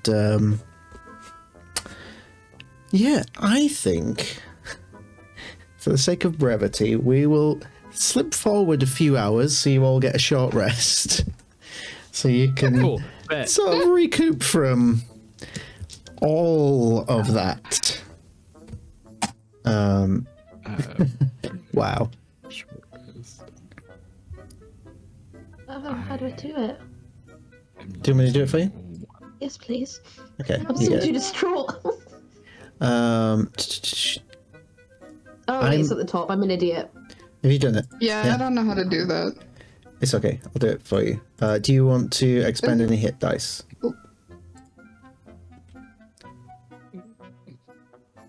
Ooh. Right? Would you like to Yeah. expend any hit dice? I don't know what that means. For healing. So when you get a short rest, you can expend hit dice to regain hit points. I would like hit points. Yes, Yes. I'll tell you what. Frank? Yes, thank you. Okay, cool. I will do that for you. Take short rest. I will probably also go around for what I have left, which is 4. So 1 each gets another cure wounds. Okay. So Connell, I'm sorry. yeah, I think at this point everyone will just be back up to max, if that's the route we're going down. Okay. Okay. So yeah, I will put you back up to max. And same for Feronia. You. This is what happens when you introduce. So, Feronia, you know your wild magic brew. Yeah. This is what happens when that goes very wrong. I So didn't put wild brew in him. No, but you know what Wild Brew is like. Yeah. Are you okay?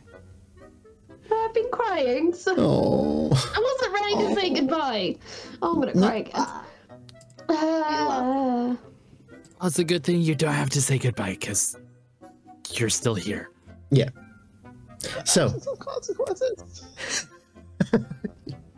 So Oh, I go back to the tavern. we rejoin the action within the tavern, and it's pretty empty apart from you guys, the landlady, but it's very solemn given everything that's just occurred.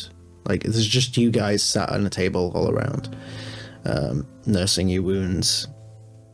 She brings over a round of drinks for everybody, like, on the house, and she doesn't even speak because she knows, like, what you've just been through, and she just leaves you guys in peace.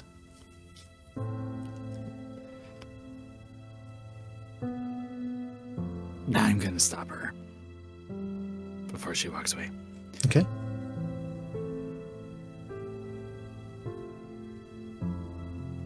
I have to know, did everyone make it, or is there? From what I understand, there were quite a few casualties. I think there were 3 that were very nearly deaths, but were thankfully averted at the last second. It sounds like it would have been a hell of a lot worse if you guys hadn't have intervened.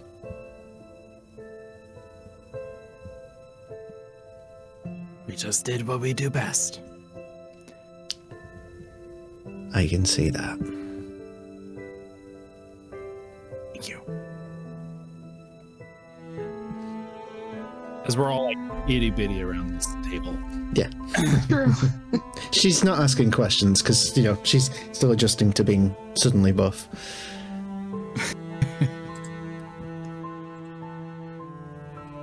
This happens a lot here.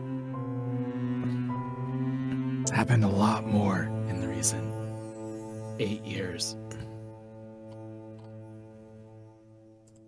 I wonder if there's a way if we can restabilize.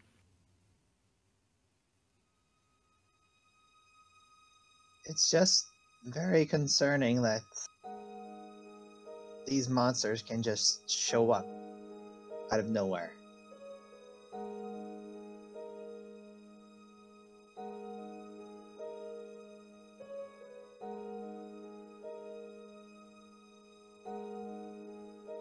I know Bob was researching the convergence on some level to get back home. I wonder if there's others out there that maybe are researching it to rewind the clocks in a way. What do you mean by rewinding the clock? To restabilize our realm, to make it harder for things to be so shifty.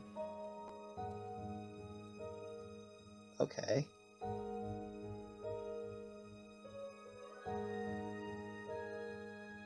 That makes sense. Like, almost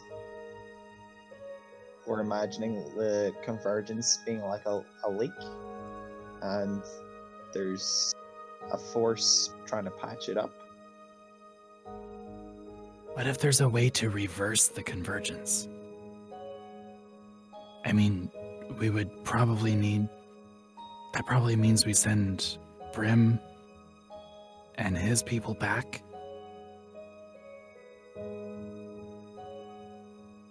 But with everything that's happened, the amount of people that have died or have gotten close to death just around us,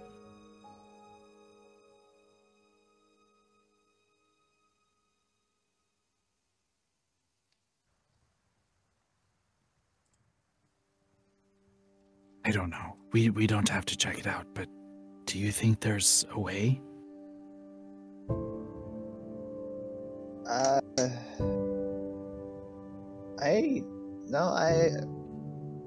I think you're right. If these terrible things keep happening, we have to do what we can to stop them from happening. But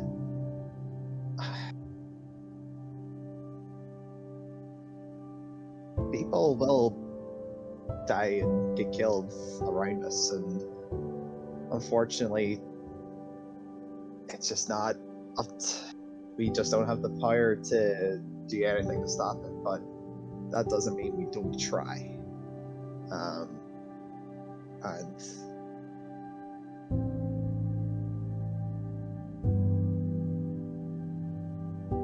I don't know. Today was just a bit of an eye opener, you know. Like, you guys took some scary hits.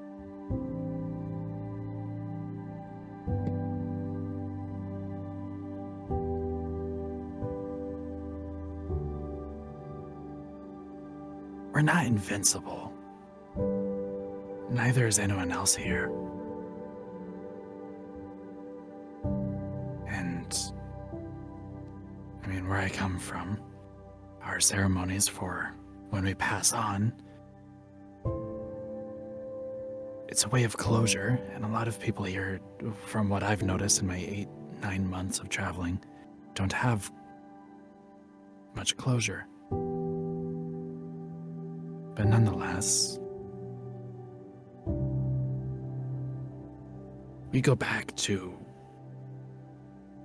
the ground. We go back and we help the environment, and our stories live on and our names live forward, and we don't really die.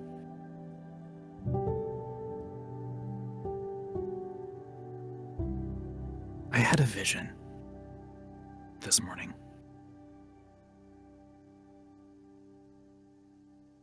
Yeah? Kinda scared me. Are you okay to talk about it? I wouldn't have brought it up if I wasn't. Then we're all ears. It was an altar, and there was fire, and there was these people in robes, and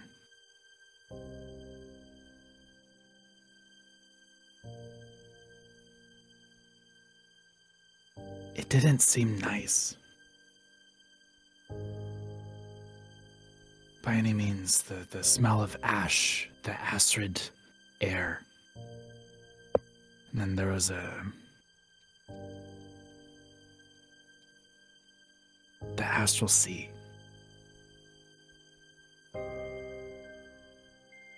The plane between planes, the stars.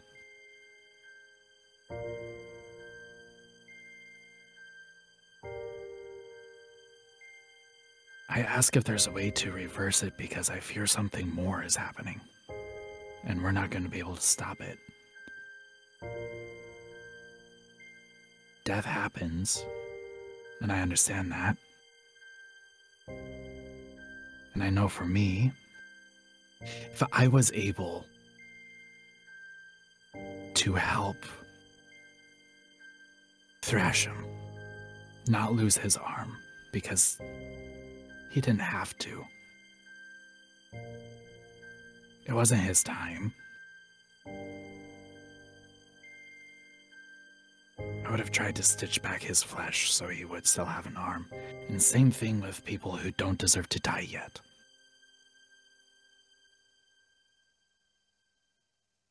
Don't know.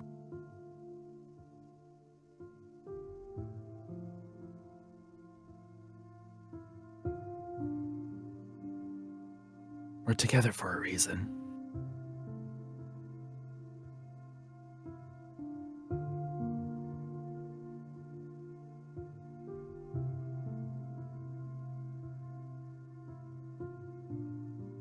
I definitely don't think. Yeah. we are brought together for a reason. Yeah. Fuck it, I'm in. Whatever this crazy destiny that your vision is calling upon us for, I'm in. I will protect the three of you. I will protect this world. I will make sure no arrow strikes you down. I will make sure no axe slices you across anything at all. I will be your shield. I'll protect you guys.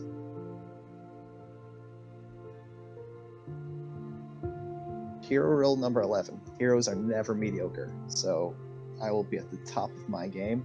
You'll never see me falter. I mean, check out my character progression. I hit a dragon today. Go me.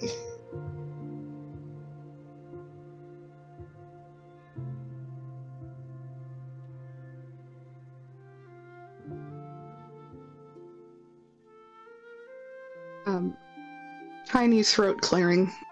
I think we can't change the past. All we can do is prepare ourselves for the future. And she'll curl up closer to Rhódania. I just want you to know that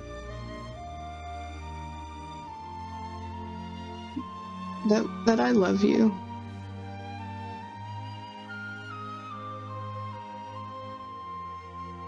You have value. You have purpose. And I would do it all again if it meant that I could save you. Save every one of you.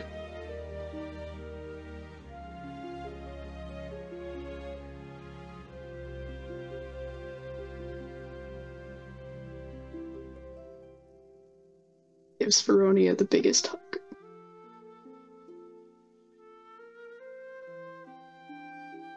She's crying like a big wimp. Even behind the bar lady is also snot-balling with tears, listening to all this. Gift of gab. Just kidding. That's why I love this group.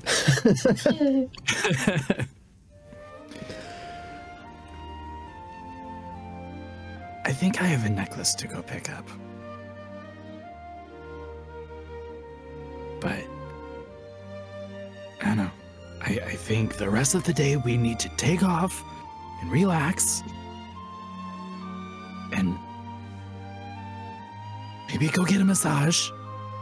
I'm asking from them. I think I just need a really long nap.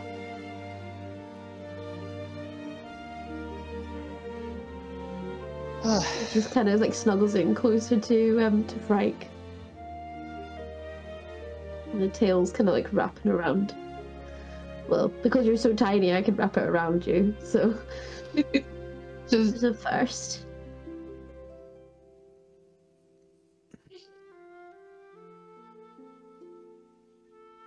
Well, I think what I'll do for the rest of my day is I'm gonna start getting in some more training. I think these few days off has got me a little bit stagnant, and maybe if I do training in this small body, when my body hopefully turns back to normal, it'll apply to my bigger self.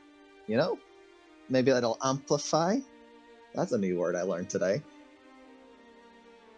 I know what you mean. I mean, as nice as it's been, you guys being all the same size as me, I kind of miss being the wee one of the group, and I prefer being squishy.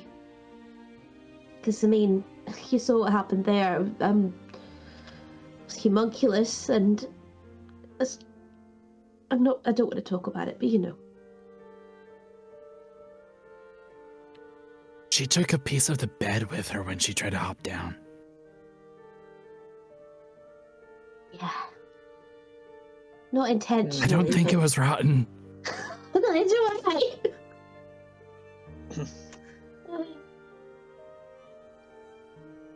This Yeah. thing is weird. This wild magic thing does weird things. Wonder if there's a way to stabilize it. Well, for the time being, those bottles are going to stay in the bottom of a bag for a little while. I'm gonna,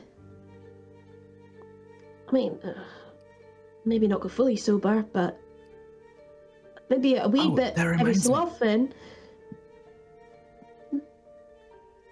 Reese like reaches in and grabs like this bag that has a flask in it, and I'm not going to tell her that it's a bottomless flask. Oh, this is way nicer than I thought you'd get me. Do I owe you anything? It has some fun properties. Enjoy it. It's magical, so enjoy. Thank you. Appreciate it. It's the only one I could find. And with that, I'm gonna cast Good Muffin. And they're all for you.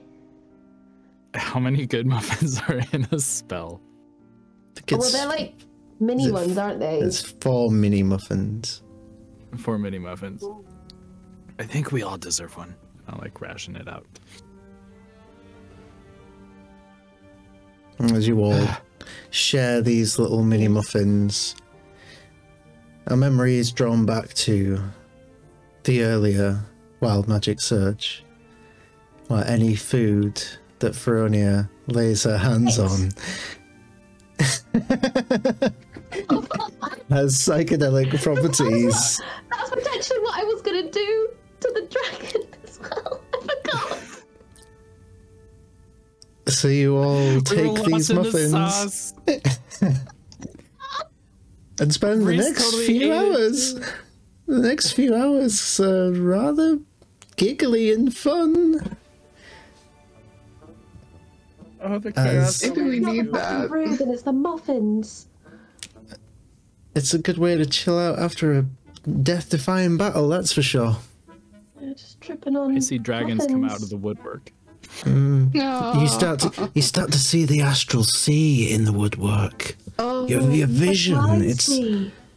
you see, like, the Kodamas have appeared and they're all over and they're pulling funny faces and, House of Misty. dancing.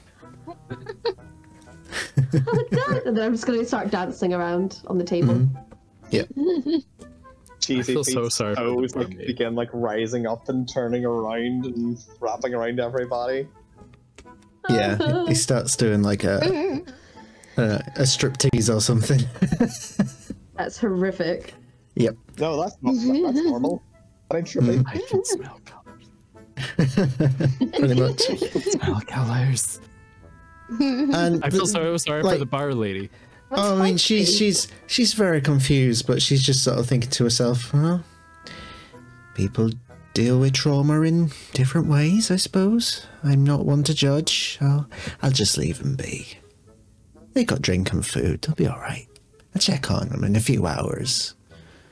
Some magic muffins. As she does come to check on you a few hours later, as the buzz is wearing off and you're realizing that you were tripping for a few hours there. As we've reached the end of we've reached the end of the 8 hours, so that effect is now gone. I have no idea what was in those muffins, but my God, were they good. They're the best ones yet. Please, no. No. Never again. Okay.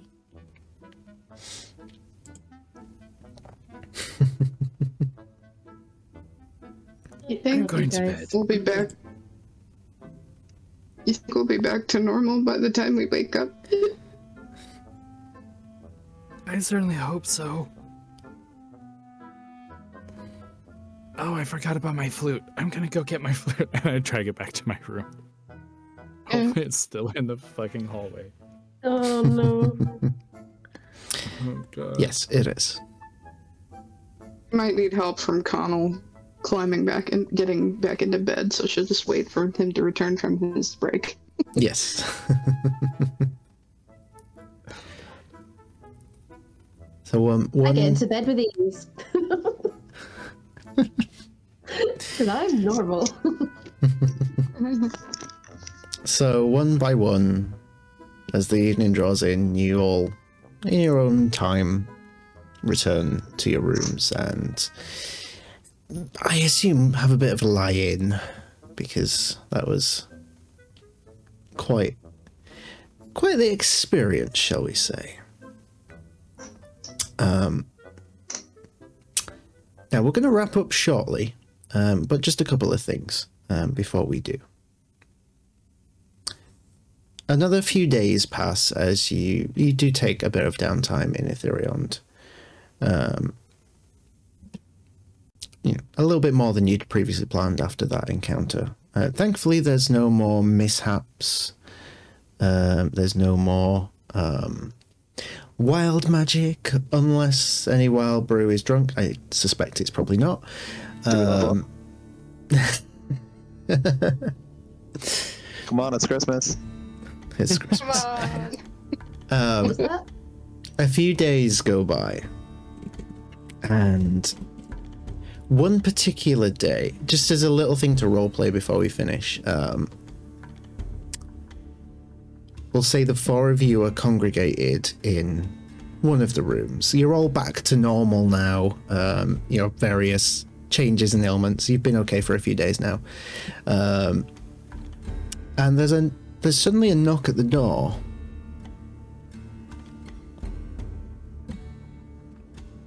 I go to answer the door. Okay, you open the door and the landlady is stood there. What's occurring? Morning, dear. There's a gentleman downstairs who's been looking for the Wyld Ones. I think that's what you called yourselves, isn't it? Hi. Yeah, that's us. Right. Yeah. He's been asking for you. I'm not sure why. Alright. Did he see Well, what his he's- name was? No, but he's waiting downstairs. He's nursing a pint at the bar. Just thought you'd best know. Okay. And she I would walks off. suggest we... Don't know about you guys, but considering how crazy it's been recently, I think we should address this with caution. At least that's what I'm gonna do. I just love how you're picking up on all Yes. my ear wet. It's great.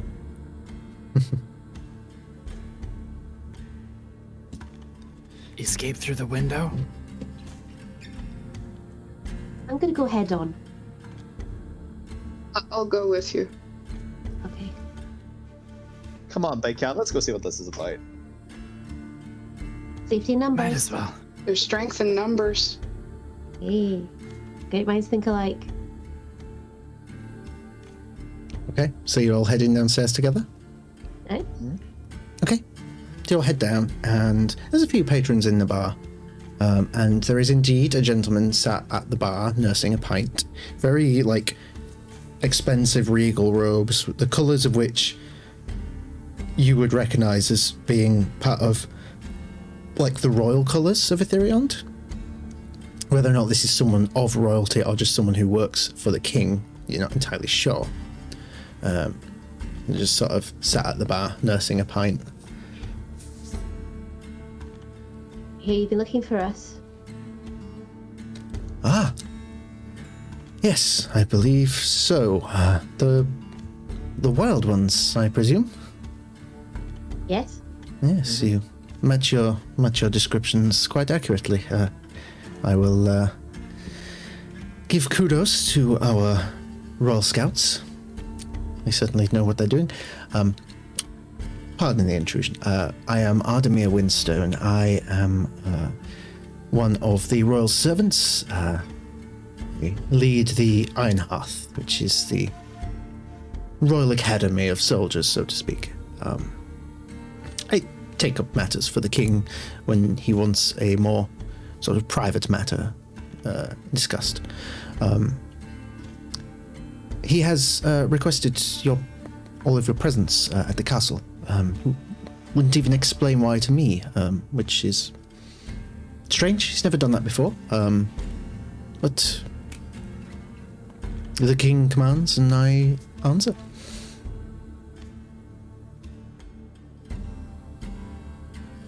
Well, thank you for delivering this message to us. By when does he want to see us? Did he let you know? Well, he's sent me to collect you, so it would be now. Oh, so we have no choice in the matter. Well, I do. Kaitos is, it's good to have him on your good side, I would say. Sorry, what was the king's name? Kaitos Namarian. Kaitos. Well, I suppose that means we're checking out. Only temporarily. Let us, go collect our bags. I will wait by the door for you. So go hop out the window. I'm kidding. So eventually, you gather your things together. You go down to pay for the rooms for the week or so that you've been staying there, and the landlady says, "No charge, dears, no charge." I leave her 5 gold anyway. I leave her a bottle of wild brew. Oh no. No, you don't. I was waiting for it. She throws it straight in the bin. Thank you very much, my dear. I'll enjoy some of this tonight with my dear dad. No, just let it. It's better when it's matured. Just don't have any for a very long time. Just How long for? 20 years. Oh, heavens. 20 years it is? Puts it at the back of the shelf. God, I'm trying to get rid of the things now. So, Dump it in the river. you all Oh, gather your fish. things, and you are led by Ardamir through the city once again on a familiar route that you've done before, to the Halls of Insight, the Royal Palace, back into the Royal Chambers where the King, Kaitos Namarian, is indeed waiting for you. Ah, the Wyld Ones. I've heard tale that you slew a dragon within the streets. A little one, and it was that one. And I point to, I forgot who killed it. Was it Frike? It was Frake. I point to Frike. They killed it. We died. It's fine. Well, little one or not, it is to me commended, of course. It is something we've been having trouble with as of late. This... Dragons? Well, dragons, monsters, bit of everything, really. It's ever since this great reconvergence. You can't really predict what's going to happen until it happens, and then you have to deal with it. It's good to have adventurers such as yourselves on hand.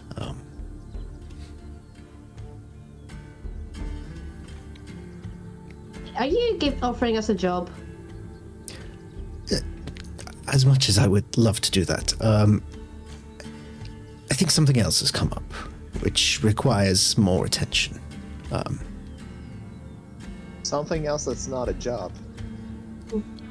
Yes. And he looks over to Ardamir and just nods his head, and Ardamir sort of looks confused, and then you see them like stare at each other for a minute, and those of you that are spellcasters would have probably seen this before, as they are speaking through the means of message, and you see Ardamir's face sort of, and he looks over to the side where there's a door, and then bows his head, turns and leaves through that door that he looked in. The king continues. It's,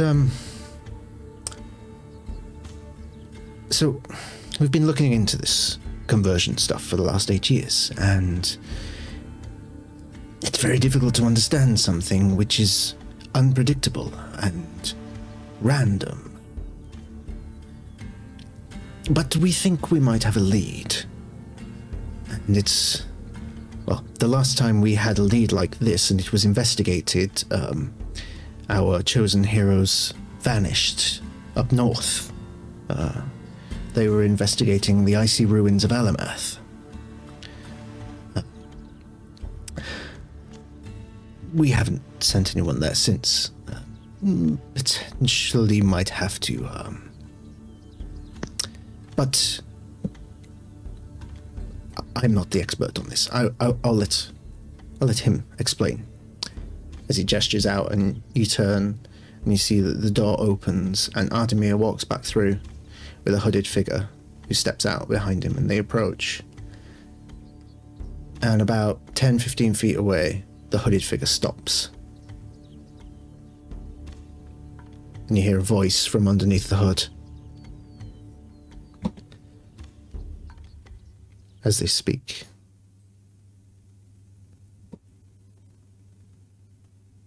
Flora? I can do it. Flora, is it really you? Yeah, are you? As they pull the hood back. And having recently returned to Rhódania, you see a small Phyllis, similar size to Feronia. And Feronia, for you, suddenly these memories come flooding back to you. You recognize this figure, you know exactly who this figure is. You forgot about them. As you are reunited with your wee brother, Buddy. I'm gonna go run over to him and just kind of run and jump hug him. He literally does the same. You collide in the air as you do. I don't know how I could have forgotten you, Bernie. I'm so sorry. I don't understand what's happened. Like, I don't know. How long has it been? How long has it been? Like, I don't know. I woke up in the forest all by myself, and I've been so alone for so long. Yeah, I was in this place, like, it was barren, and there was a load of nasty bastards over there, like monsters, and then, like, these people pointed me in the right direction, and they did something to me, and I got my memories back. Like, I'm just real happy to see you. How long have you been back for? I don't know. What do you mean back here? Back here. I just got here this morning. Oh, God, I've got so much to talk to you about. Do you know what's happened with Roshan's Rise and Feronia? Yeah, I've been there. I got pointed in this direction by this wee little owl boy. I called him... is it... Yeah, that's right, Brim. Yeah, he's a kooky fella, but I kind of like him. Oh, he's precious. He's absolutely precious. He's my wee boy. Yeah, he's kind of cool. But there's I've been trying to find a way home, and then I found out home was in this world, but I don't know where Mum and Dad are. That's what I'm trying to find. I don't remember what happened. Like, how did we end up like this? I don't really know either, but there's something else I should tell you as well. I don't really go by the name Flora anymore. At least not around these people. All right. You're gonna call me conceited, probably, and I call myself Feronia. because...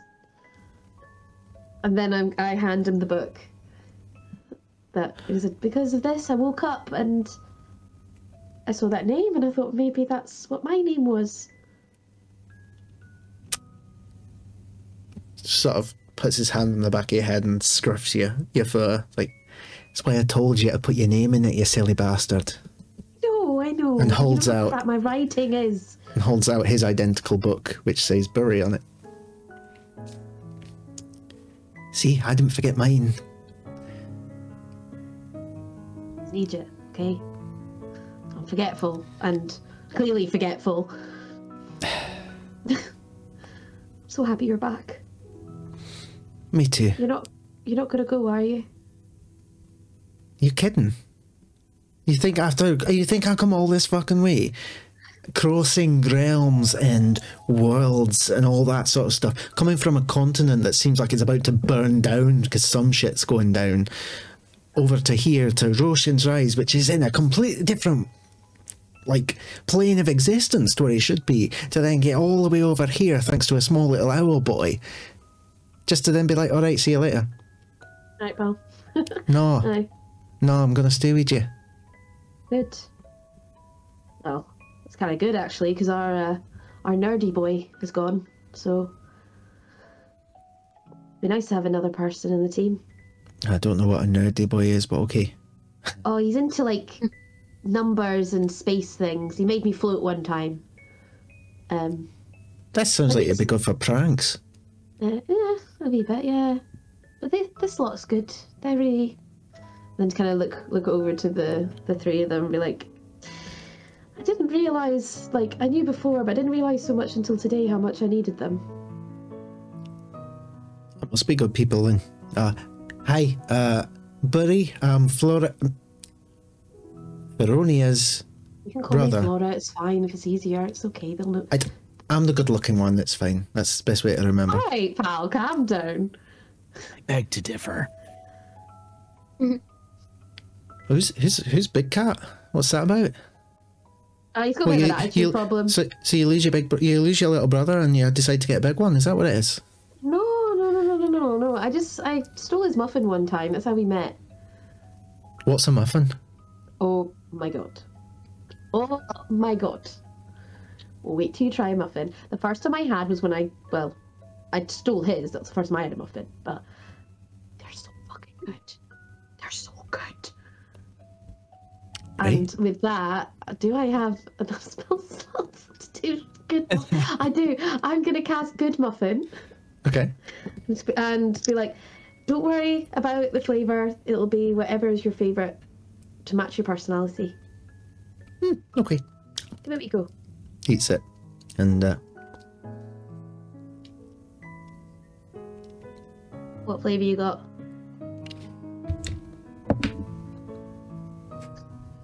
Roll for muffin.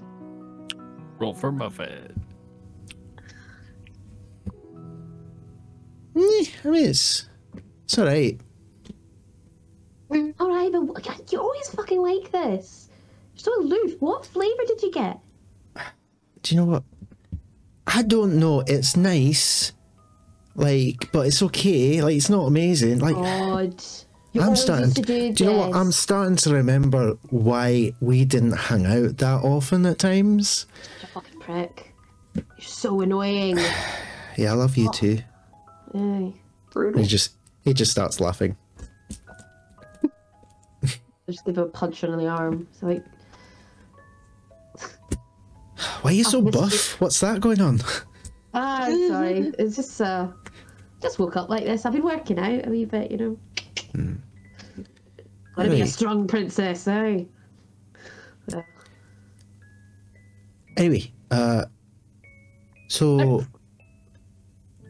yeah, so I came here to obviously find you and got talking to people about this reconvergence bollocks, whatever it is, and well, apparently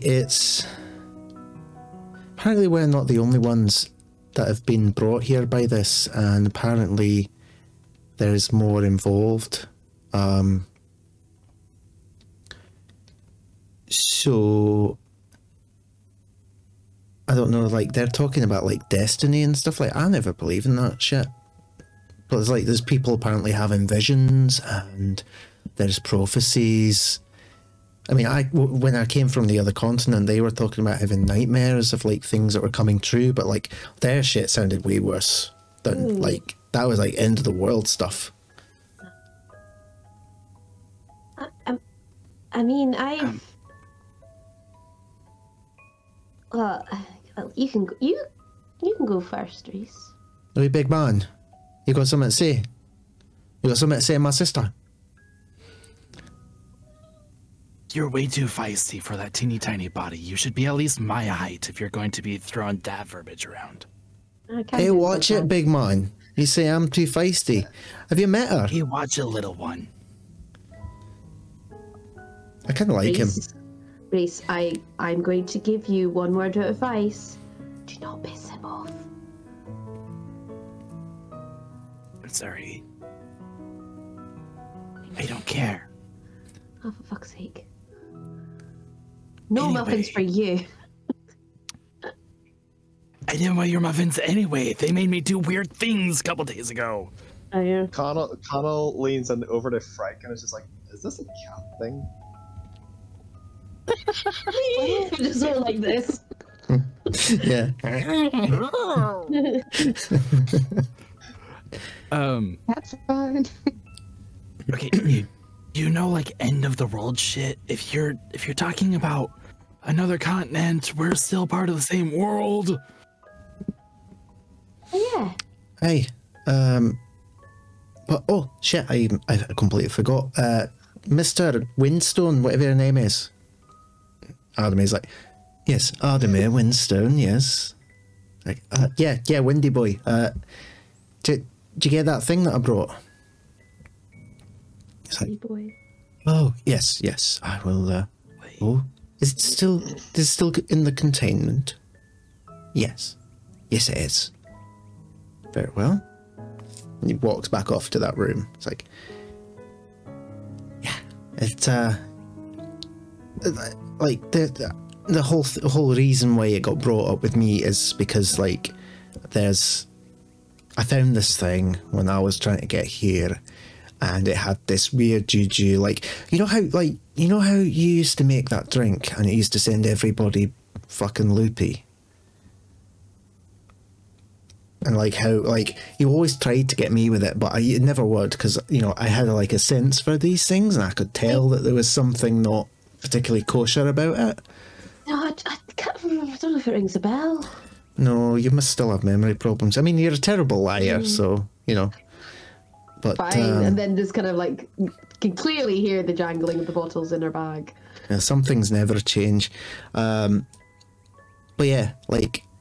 So this thing gives me the same weird juju as what your drinks always gave me. Oh. So it's a bad thing. And like these people have had a look at it and they say like it's particularly like dangerous. So they've got it in this like containment thing. I don't understand specifically what that means, but you know. And the door opens again and Ardemir steps through with this.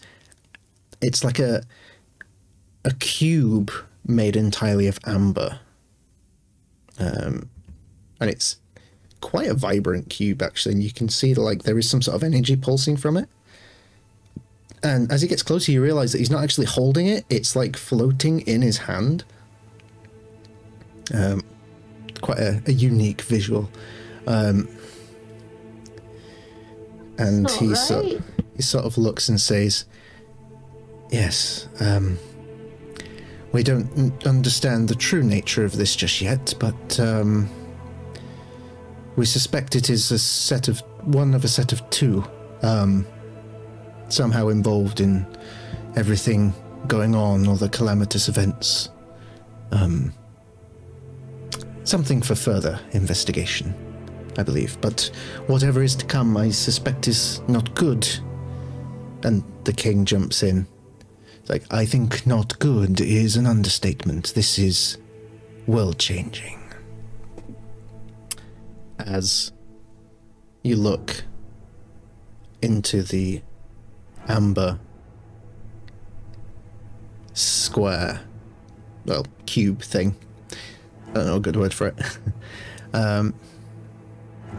You see a golden medallion which has inset rubies along the side of it,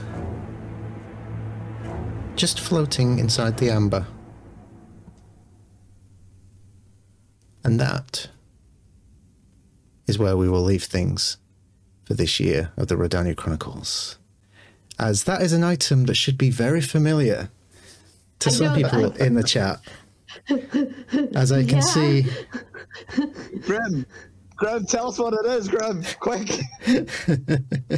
I know what it is. I've been watching it, so. Feronia, no.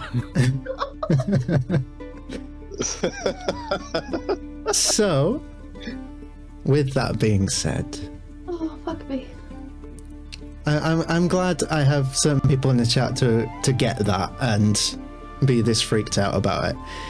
I will pose a question actually to our current Rhódania players.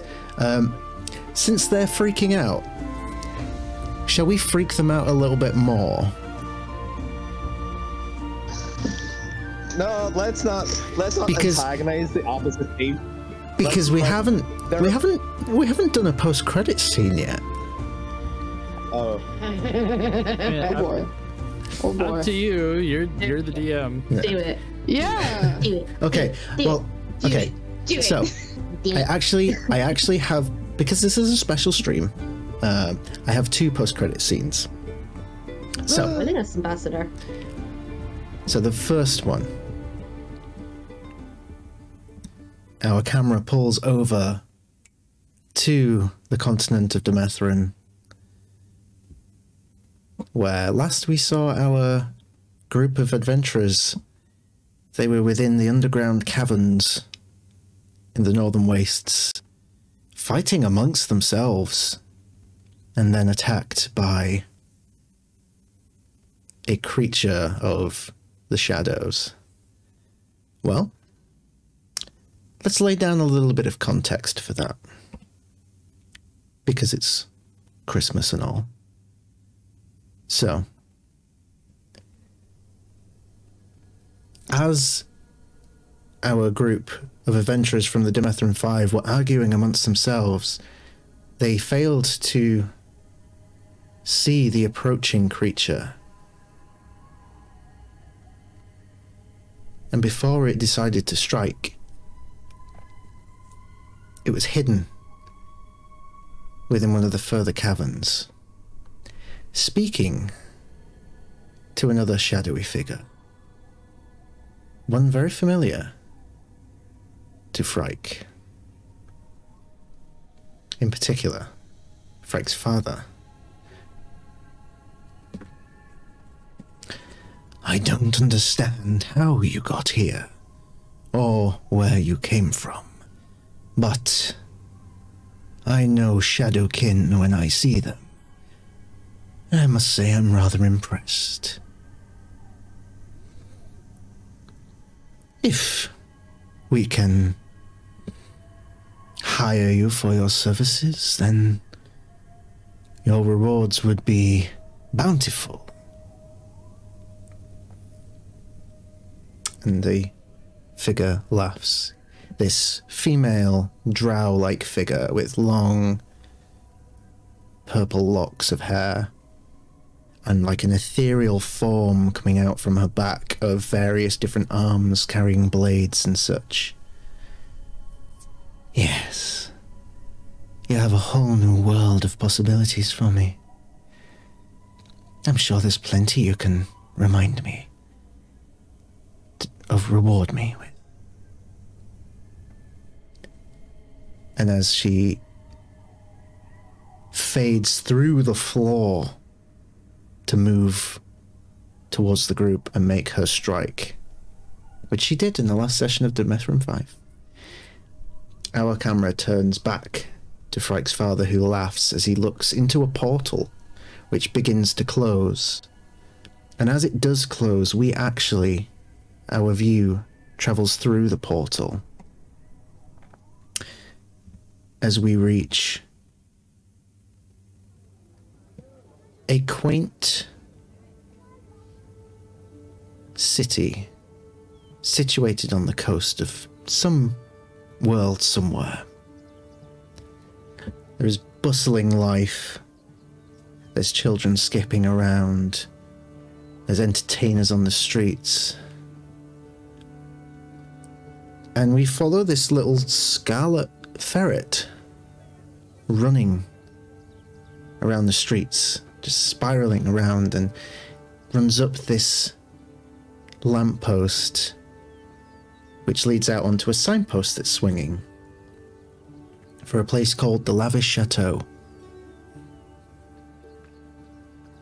And we pan the camera down and we see a large bugbear kind of figure, dressed quite smartly but big brutish, with a shirt and tie, waistcoat, hammering a sign onto this lamppost. A sign that says, "The Lavish Chateau presents Open Mic Night. Coming soon." As the camera then pulls away from the Lavish Chateau in the portside city of Nicodranis, on the continent of Wildmount in the world of Exandria, where we will be visiting in March for our brand new weekly series, the Wildmount Chronicles, which will partner this lovely little campaign every week. But we've got some more stories to tell until then, and tell them we will. Friends, we have gone on pretty long already, but I'd just like to take this moment. In fact, no, this music's not correct. I'd just like to take this moment just to share some love to my wonderful players, the beautiful people in the chat who come in every week. 12 months ago, we were just finishing campaign 2 of the Rhódania Chronicles, and I genuinely thought that we wouldn't stream again. We had about 90 followers on Twitch, something like that. We had no online presence. We only streamed twice a week, and I lost all my players almost. We took some time off, and then we came back with these wonderful folk 4 or 5 months ago now. Seems a lot longer now, but what a fucking life-changing experience this has been so far. And we have a whole full new year ahead of us now, where we're going to do some fucking incredible storytelling. We're going to do some amazing things, and just using this moment to show my love and appreciation for all of you for being your incredible selves. So, love you, pal. The feeling's mutual. So, for the last time this year, let's go around the table. Let's reintroduce ourselves and who we've played and our favourite moment from the session. Rhódania. Hello. I'm damaged.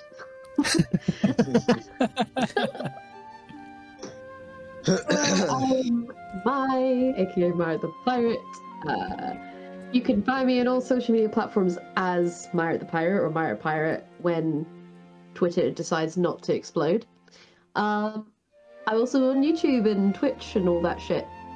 And I'm here every Monday until it ends and goes into a big ball of fire. I'm also being part of the Wildmount Chronicles, which is going to be fun. I'm excited. My favourite moment tonight, I'm going to say 2. So obviously meeting Buri, seeing him, and nearly dying. Because I love Veronia so fucking much. And yeah, not ready to get rid of her just yet. So, gonna keep fighting. It's the first time we've had death saves on Quest Junkies since at least 18 months ago. I don't It's a want hell it of to a happen thing. again. Oof. But yeah, I'm just gonna sit here and drink my Fanta and just dwell over that. It was quite a thing. Like, I don't normally reveal what the death saves were, but because it was like a nat 1 and a nat 20 just before it, I was like, I can't not tell you guys. How many times have I joked saying, "Oh yeah, nat 1. I'm gonna get a nat 1." See, the dice, they listen and they know. They always tell the right story. Okay. Thank you. Connell. Hello, I am Patrick, aka Pat, and sometimes I draw art, sometimes I play Connell McGinnis, a Earth Genasi Runite fighter. Wow, what a fucking roller coaster of a session. My God,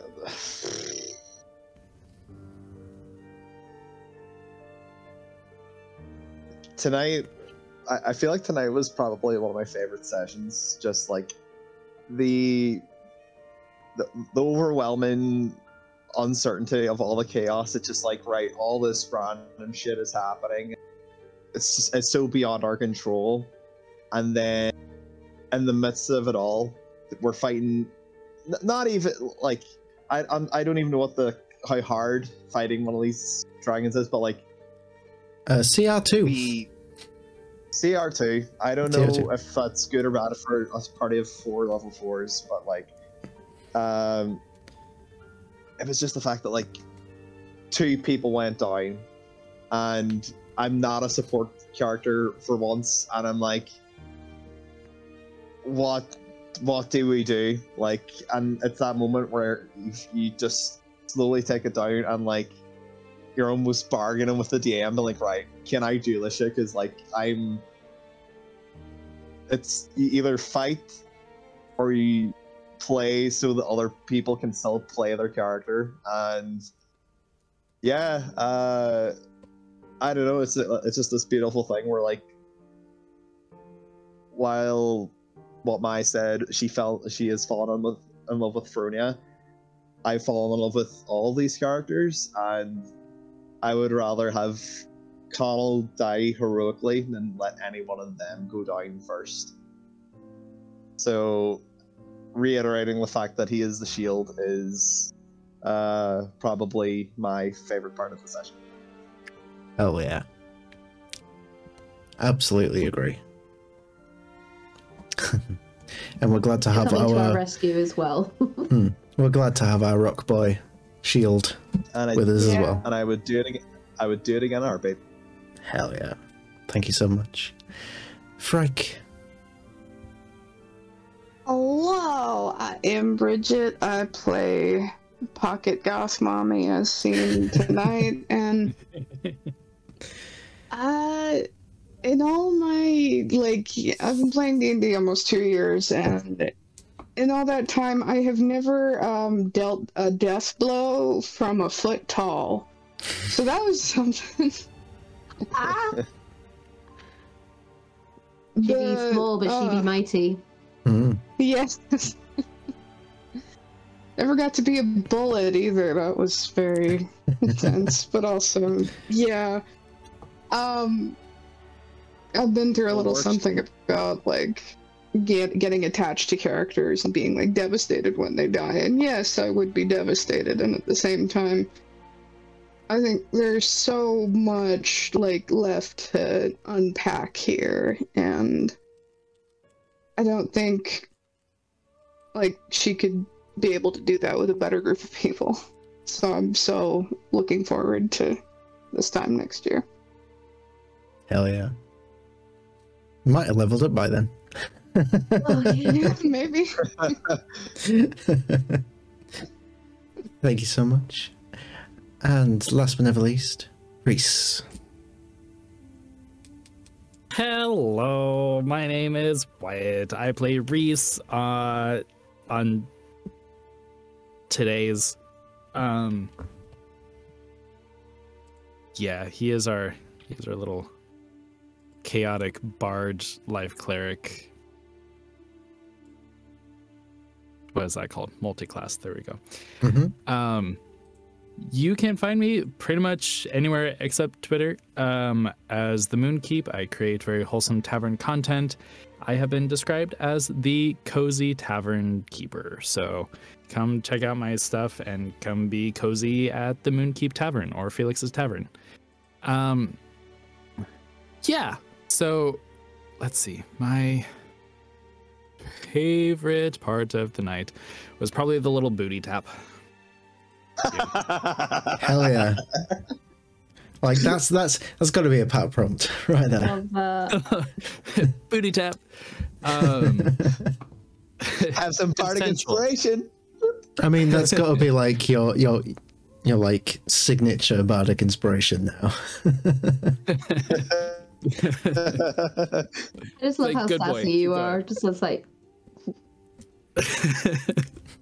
Like, I was half dead, you know, might as well just booty tap as a one as my dying wish. I mean, Connell is the favorite of the group. Deadass. We've already established that in the past. Yep. He's what of the group? The favorite. Yeah. Yeah. But, yeah. Okay. And I have been Patch. I have been everybody else. You can find me here all the time. Also on Phoenix Iwaki every other Friday, playing the sassy yet classy Order of Scribes Kalistar Wizard, Kellen Stargrove, who likes to die quite often. Well, she doesn't like to. It just sort of happens. But yeah, I think what was my favorite? What was your favorite moment? What was your favorite moment? That's what I'm trying to think. What is my favorite moment? I mean, the dropping the necklace reveal there at the end and watching chat go ballistic with our Demethrin players was I knew it was inevitable. But I do love doing stuff like that, and I just think for me, just that whole segment after the battle where you all just sat there and talked through it all, like the roleplay was top tier, and a reminder of why I picked you guys for this campaign in the first place. So that was a gift. So thank you for that. You give gifts every week, and yeah, I think that just about does it. It is. Patch. Yo. When do we return? We return, I believe. Let me just double check. I think it's the 9th. Let me look. We return on Monday, the 9th of January. Is when we will be back. That's the first stream of the year. And until then, I dare say, we probably do have to have some conversations and decisions to be made, because since it's Christmas, you all level up. Yeah. Yes. Yeah. Because why not? Why not? Yeah. Are we rolling hit dice now on stream or later? It's up to you. I don't mind. If you want to do it now, you can do it now, or we can do it later. Oh shit! Crap. What just happened? 10 gift subs. Holy shit! And Wow. That is Wow. beyond generous. No wheel. No. Specifically said no wheel. No, never again. Never. Are you sure? I am gonna change the options up a bit. And make them a bit more personalized. But honestly, McClover, that is beyond generous. Thank you so much for that. So I believe that does give us a new emote, which I'll sort out. It also means we have hit our sub goal, which means coming back, both your group and the Demethrin 5 group will both receive a brand new magic item, which I will sort out. Yay! As every time we hit a Amazing. sub goal in the channel, all the active groups that are playing will receive a magic item. So there we go. Lots of reasons to celebrate. Oh god, the notifications keep on coming. Thank you so much. That is so very generous. Wow, I am pretty taken aback by that. Whew. That's, I think, 23 subs we've earned today, which is, Jesus. I mean, we normally hover at about 8 or 9, so that's mental. That is incredible. Thank you so much. So yeah, much love, guys. We're gonna go raiding. Let's spread some of this love to someone else over the holiday season. I believe our friends Bards of New York should be online. Let me double check that they are, because they are wonderful people and I do like going to support them when I can. Are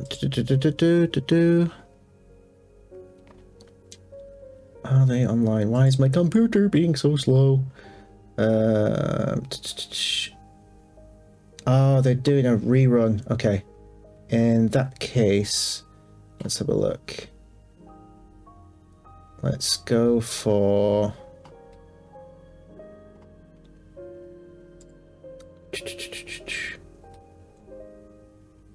I'm not sure. I'll tell you what, we'll I'll set up the raid in a minute, but yes. Thank you so much. Do stick around. Keep an eye on the chat for the raid stuff, and much love to you all. We'll see you in the new year. Have a wonderful holiday season, and I hope 2023 brings everything that you need. And yeah, much love. See you soon. Bye. Bye, everybody. Merry Christmas. Happy holidays. Happy holidays. Happy New Year.